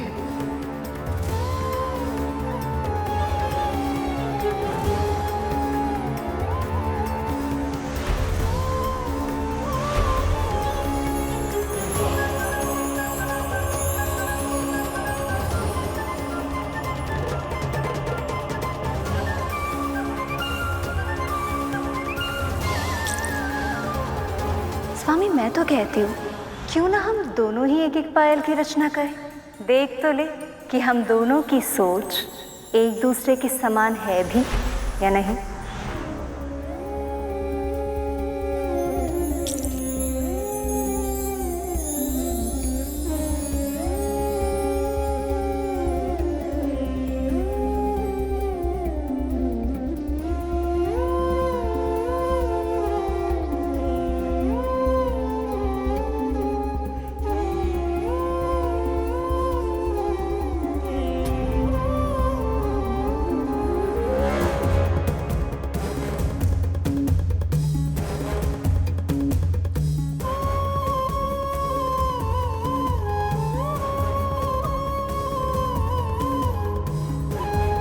इस पायल को हृदय से लगाकर लग रहा है जैसे हमारे प्राण लौट आए हैं, स्वयं देवी लक्ष्मी लौट आई हैं।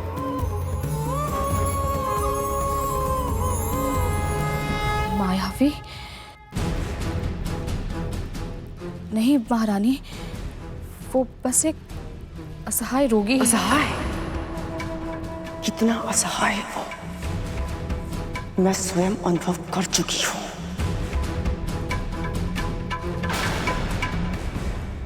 तूने साहस भी कैसे किया? मेरी बिना आज्ञा के तू एक मार्ग के भिक्षुक को मेरे महल के अंदर लाके बिठा देगी? इसीलिए उस दिन तू मुझे कथा सुना रही थी ना, क्योंकि तुझे झूठ बोलने क्या क्या मिल जाए। मुझे क्षमा कर दीजिए। तेरे दंड का निर्णय मैं बाद में लूंगी। इसी क्षण जा और उसे मेरे महल की परिधि से कम एक कोस दूर बाहर फेंक कर आओ। मैं बाबा को लौट जाने के लिए कैसे कहूँ? कहाँ जाएंगे वो? अपना ध्यान कैसे रखेंगे? मैं ऐसा नहीं कर सकती महारानी।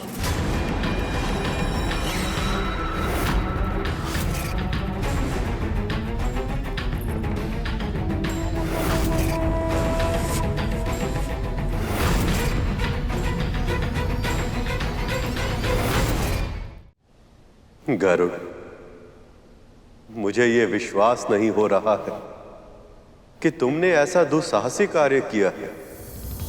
मैंने तो कुछ नहीं किया है प्रभु। परंतु पायल तो तुम ही लाए हो गरुड़। कहना क्या चाहते हो तुम? बस यही कि समस्त संसार में जो कुछ होता है प्रभु की इच्छा से ही होता है। कभी कभी नियम बनाने वाला अपने ही नियमों के जाल में उलझ जाता है, किंतु तुमने अपने हठ से, अपनी मूर्खता से असंभव को भी संभव कर दिया है गरुड़। तुमने मेरा नियम तोड़ा भी नहीं, और प्रतीक के रूप में ही सही तुम मेरी प्रिया, मेरी लक्ष्मी को मेरे निकट ले आए। विरह में मेरी दशा ऐसी हो गई थी कि देवी लक्ष्मी के अतिरिक्त मैं कुछ और सोच ही नहीं पा रहा था। तुमने मुझे उस अवस्था से निकालकर मेरे भीतर उत्साह का संचार कर दिया है गरुड़।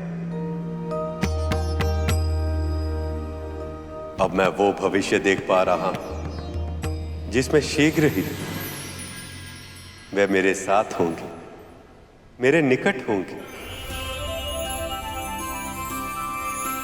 प्रेम के इस छोटे से संदेश ने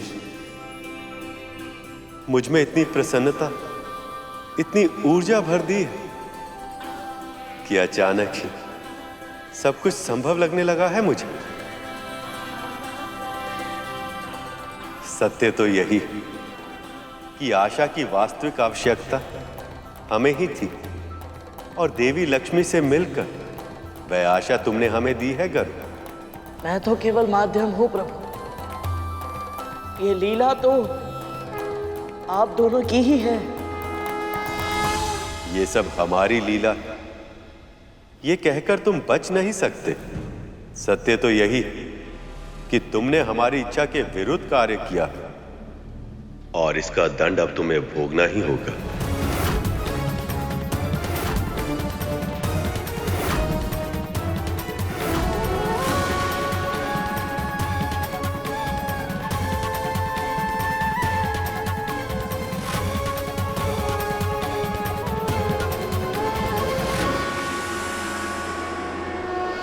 जब तक क्षीर सागर का मंथन पूरा नहीं हो जाता, तब तक तुम्हें देवों और दानवों के साथ मिलकर इस कार्य को सफल बनाने में योगदान देना होगा। प्रभु, ये तो मेरे लिए सौभाग्य की बात होगी। नारायण नारायण। प्रभु, आपके मुख पर ये हर्ष की छाया देखकर मुझे बहुत प्रसन्नता हो रही है। पर ये केवल देवताओं और दानवों के संधि के कारण ही नहीं है, अवश्य ही इसके पीछे कुछ और भी कारण है। नारायण नारायण। आपने सत्य कहा देव ऋषि। मेरे हर्ष का मेरे मुख पर छाई हुई इस मुस्कुराहट का कारण है देवी लक्ष्मी द्वारा दिया गया ये स्मरण चिन्ह।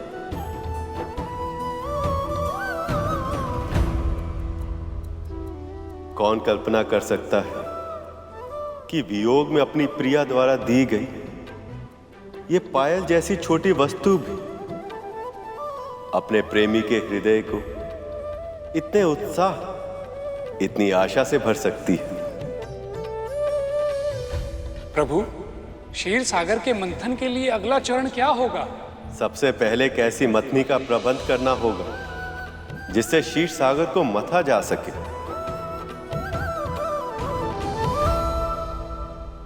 पर प्रभु, इस कार्य के लिए तो बहुत ही विशाल और शक्तिशाली मथनी की आवश्यकता होगी, परंतु ऐसी मथनी मिलेगी कहां?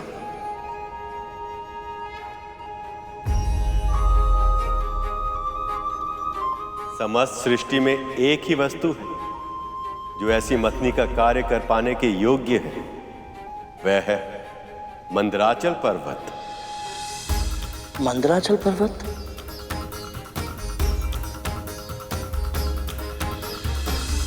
मंदराचल पर्वत बहुत ही विशाल है, साथ ही साथ सीधा, मोटा, गोलाकार और बहुत तेजवान भी है। क्षीर सागर को मथने के लिए इससे अच्छी मथनी मिलना असंभव है। तब तो हमें इसी क्षण उन्हें यहाँ ले आना चाहिए मुनिवर। जितनी शीघ्र मथनी का प्रबंध होगा उतनी ही शीघ्र मंथन प्रारंभ होगा। देव ऋषि, समुद्र मंथन के लिए देवों और दानवों दोनों को एक पूरा का पूरा पर्वत उठाना पड़ेगा, पर यह कार्य इतना आसान नहीं, इसलिए आप पूरे समय उनके साथ रहिएगा ताकि दोनों ही पक्षों में कोई भी संधि के नियमों का उल्लंघन ना कर पाए। वैसे भी शुक्राचार्य संधि से तनिक भी प्रसन्न नहीं है, इसलिए मैं नहीं चाहता कि मंथन पूरा होने से पहले उन्हें संधि तोड़ने का एक भी अवसर मिले। जो आज्ञा प्रभु। एक बात और नारद, आप गरुड़ को भी अपने साथ ले जाइए।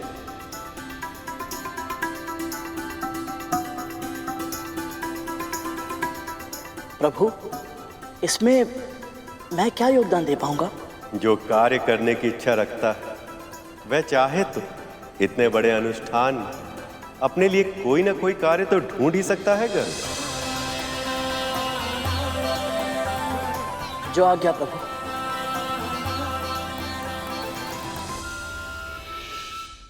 क्या कहा तूने? अतिथि देवो भवः, ये तो आप भी जानती हैं ना। वो बाबा चाहे जो भी हो, जैसे भी हो, केवल मेरे ही नहीं आपके भी अतिथि हैं, और उनका अनादर करना उचित नहीं है। क्या उचित है और क्या अनुचित, ये तू बताएगी मुझे। तू जो षड्यंत्र कर रही है ना, तो सब जानती हूं मैं विंता। मुझसे ही झूठ बोलकर इतनी चालाकी से उसे मेरे महल के प्रांगण में तूने आमंत्रित कर लिया, और अब मुझे क्या आना? मैंने आपसे असत्य कहा, उसके लिए मुझे क्षमा कर दीजिए। आपको जो दंड देना है मुझे दे दीजिए, पर बाबा को मेरी कुटिया से मत निकालिए। कौन है वो? तेरा संबंध ही क्या है उनके साथ? केवल मानवता का संबंध है। वो कौन है, कहां से आए हैं, मैं नहीं जानती। बस उन्हें इस हाल में देखकर मुझे उन पर दया आ गई, और जो दूसरों की दया पर जीवित रहते हैं ना, उन्हें किसी और पर दया करने का अधिकार नहीं होता है।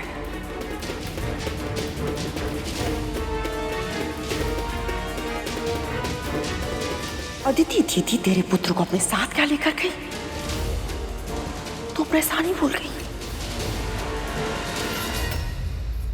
दासी है तू मेरी।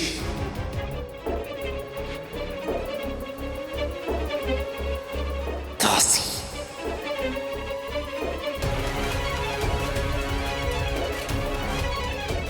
स्मरण है मुझे, और मेरे पुत्र को भी ये स्मरण है,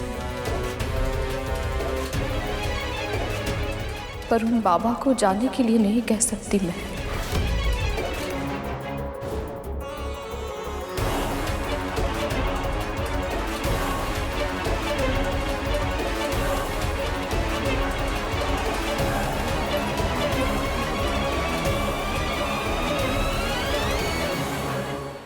आप सही कह रही थी मां, अवश्य उस बूढ़े की शक्ति का प्रताप है, जो गरुड़ के निकट ना होते हुए भी दासी मां में इतना साहस आ गया कि उन्होंने आपकी ही आज्ञा का उल्लंघन कर दिया। पर आप चिंता ना करें मां, हम उस दुर्गंध के ढेर उस बुढ़े भिखारी को एक क्षण में इस महल से बाहर फेंक देंगे। समस्त सृष्टि में एक ही वस्तु है जो ऐसी मतनी का कार्य कर पाने के योग्य है, वह है मंदराचल पर्वत।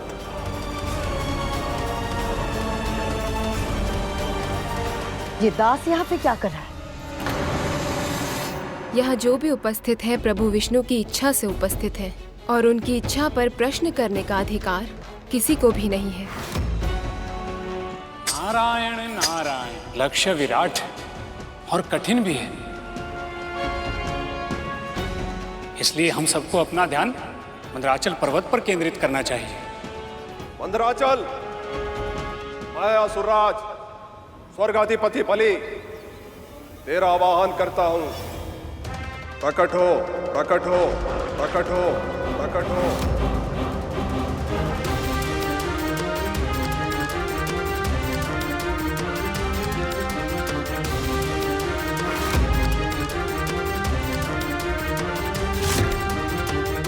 मैं देवराज इंद्र तुम्हें प्रकट होने का आदेश देता हूं मंदराचल।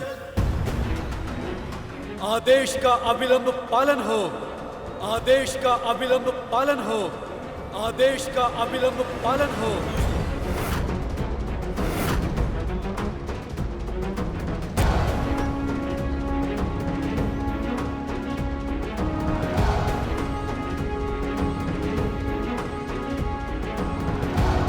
मंदराचल पर्वत, सभी देवता और असुर, असुरों की माता दिति और देवताओं की माता अदिति, गुरु बृहस्पति और स्वयं मुनि नारद तुझे बुला रहे हैं।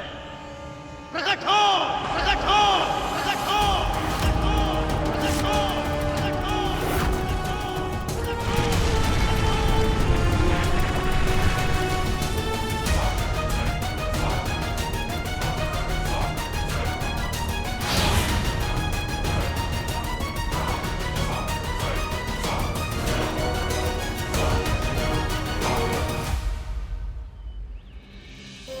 मेरा प्रणाम स्वीकार करें।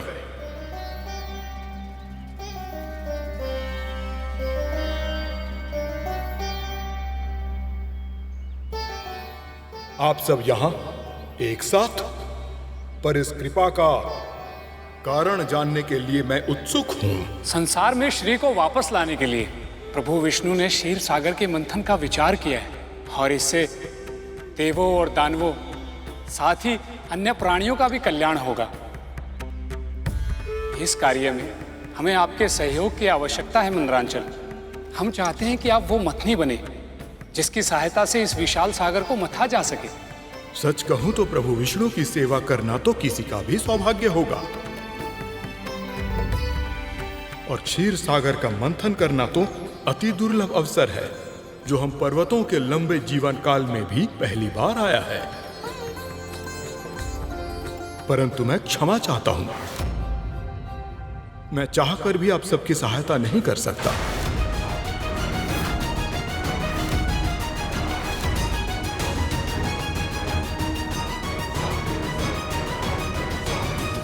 क्या मैं जान सकता हूं आप इस महत्वपूर्ण घटना में अपना योगदान क्यों नहीं देना चाहते? मैं अपना योगदान देना चाहता हूं, परंतु चाहकर भी ऐसा नहीं कर सकता, क्योंकि अब पहले की तरह मेरे पंख नहीं हैं, और बिना पंखों के मैं अचल हो गया हूं, कहीं आने जाने में असमर्थ हूं, और एक ही स्थान पर रहने के लिए विवश हूं। तो क्या पर्वतों के भी पंख हुआ करते थे? हाँ गरुड़, ये बहुत समय पहले की बात है। केवल मंदराचल पर्वत ही नहीं, सभी पर्वतों के पंख हुआ करते थे, और जहां उनका मन चाहता वो वहां उड़ जाते थे। वो कहीं भी आने जाने के लिए स्वतंत्र थे, पर इतने भारी भरकम पर्वतों के अचानक उड़ान भरने से न केवल उन पर उगे हुए वृक्ष और भारी भारी शिलाएं टूटकर नीचे गिर जाती थी, अपितु उन पर्वतों की कंदराओं में रहने वाले साधु संतों की तपस्याएं भी भंग हो जाती थी। इतना ही नहीं, वो फिर से भूमि पर जब लौटते तो भयानक विनाश जन्म लेता, और उनके नीचे हर सजीव और निर्जीव वस्तु दबकर पूरी तरह नष्ट हो जाती थी। प्राणियों का बिना भय के जी पाना असंभव हो गया था। पृथ्वीवासियों का एक कष्ट देखकर स्वर्गाधिपति इंद्र से रहा नहीं गया, और उन्होंने सभी पर्वतों के पंख काट दिए। तब जो जहां गिरा सदैव के लिए वहीं स्थापित हो गया। इंद्र के उस असावधानी पूर्वक लिए गए निर्णय के कारण अब मथनी का प्रबंध नहीं हो पाएगा।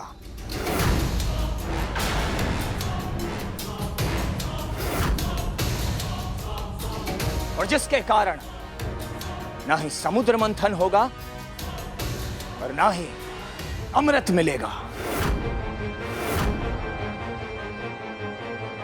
देवराज ने वही किया जो उस समय उचित था। ना तो इसकी कल्पना की थी, ना ही भविष्यवाणी कि ऐसा समय भी आएगा जब इन्हें मथनी के रूप में किसी पर्वत की आवश्यकता पड़ेगी। जो व्यतीत हो चुका है वो अतीत है। हमें वर्तमान के बारे में सोचना चाहिए। जो समस्या हमारे सामने है उसके समाधान के बारे में सोचना चाहिए। गरुड़ ठीक कह रहा है पुत्र। हे मंदराचल पर्वत, क्या कोई उपाय है जिसकी सहायता से आपको क्षीरसागर तक ले जाया जा सके?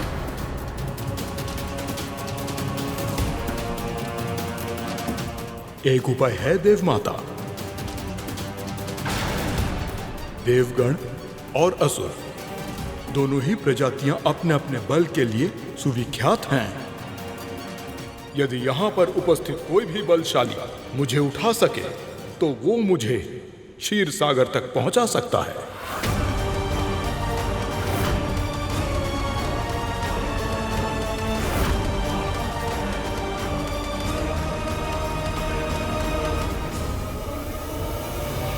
क्या ये संभव है प्रभु? चाहे वो कोई भी प्राणी हो, मानव, दानव या देवता ही क्यों ना हो, पूरा का पूरा पर्वत वो कैसे उठा सकता है? मंदराचल को उठाना तो केवल एक प्रतीक है शेष। ऐसे कार्य का जो पहली दृष्टि में असंभव लगता है, किंतु प्राणी यदि आरंभ में ही ये सोच ले कि वह कार्य नहीं कर पाए तो वह कार्य कभी संपन्न नहीं हो सकता। किंतु यदि प्राणी अपने ऊपर और परमपिता परमेश्वर अर्थात मुझ पर विश्वास बनाए रखे तो पर्वतों को वह सहज ही उठा सकता है। ये शक्ति की परीक्षा नहीं, भक्ति की परीक्षा है शेष।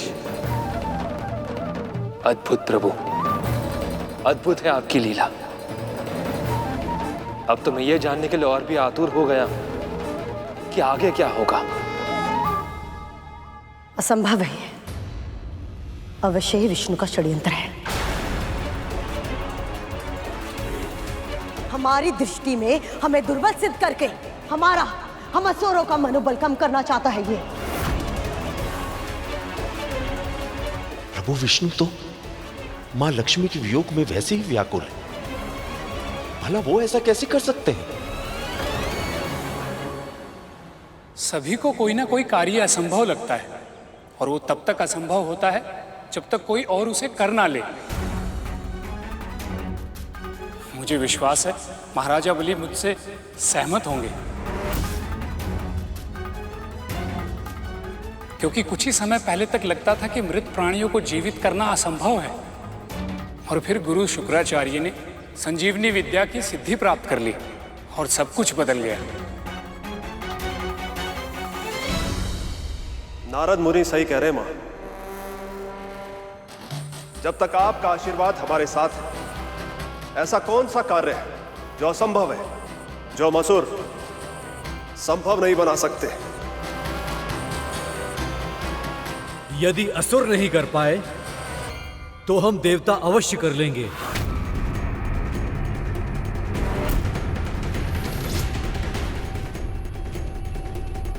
हम युद्ध में अवश्य हारे थे, पर केवल इसलिए क्योंकि हमारे विरोधियों ने अनैतिक सिद्धि का प्रयोग किया था। इसका अर्थ ये नहीं है कि हम बलशाली और योग्य नहीं हैं। इंद्र, देवताओं की शक्ति की परीक्षा के लिए किसी और अवसर की प्रतीक्षा करनी होगी, क्योंकि समुद्र मंथन का पहला चरण मेरे पुत्र ही पूरा करेंगे। स्वर्गाधिपति होने के कारण प्रत्येक विषय में चुनाव का पहला अधिकार मेरे पुत्र का होगा।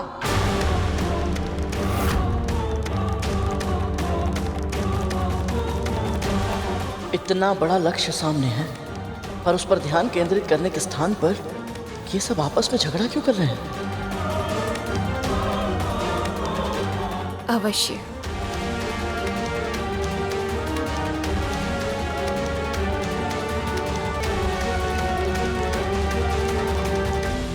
जब माँ ने कह दिया तो यही सही।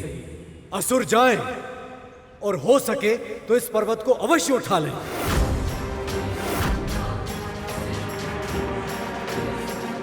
देवता जानते हैं कि यह धर्म का कार्य है, प्रभु विष्णु के लिए बहुत आवश्यक है ये, तो फिर ये ऐसी मनोकामना क्यों कर रहे हैं कि असुर असफल हो जाए? आशीर्वाद दीजिए मां। सफल।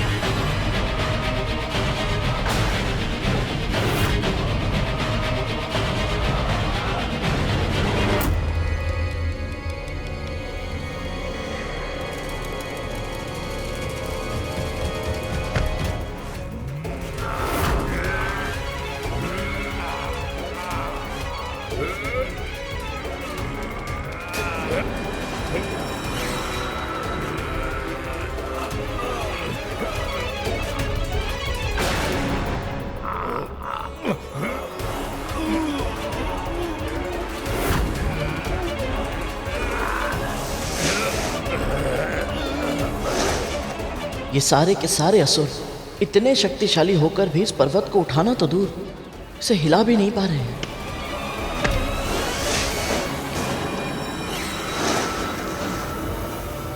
जब थक जाएं तो बता दीजिएगा असुरराज, हम स्वयं उठा लेंगे इस पर्वत को। जब थक जाएं तो बता दीजिएगा असुरराज, हम स्वयं उठा लेंगे इस पर्वत को।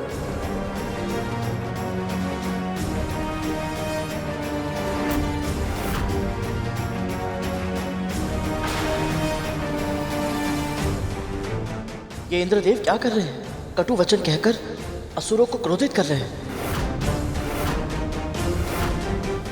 प्रभु ने इन्हें साथ मिलकर कार्य करने के लिए कहा, पर यदि इनके अहंकार के कारण इनकी संधि टूट गई तो समुद्र मंथन कैसे पूर्ण हो पाएगा?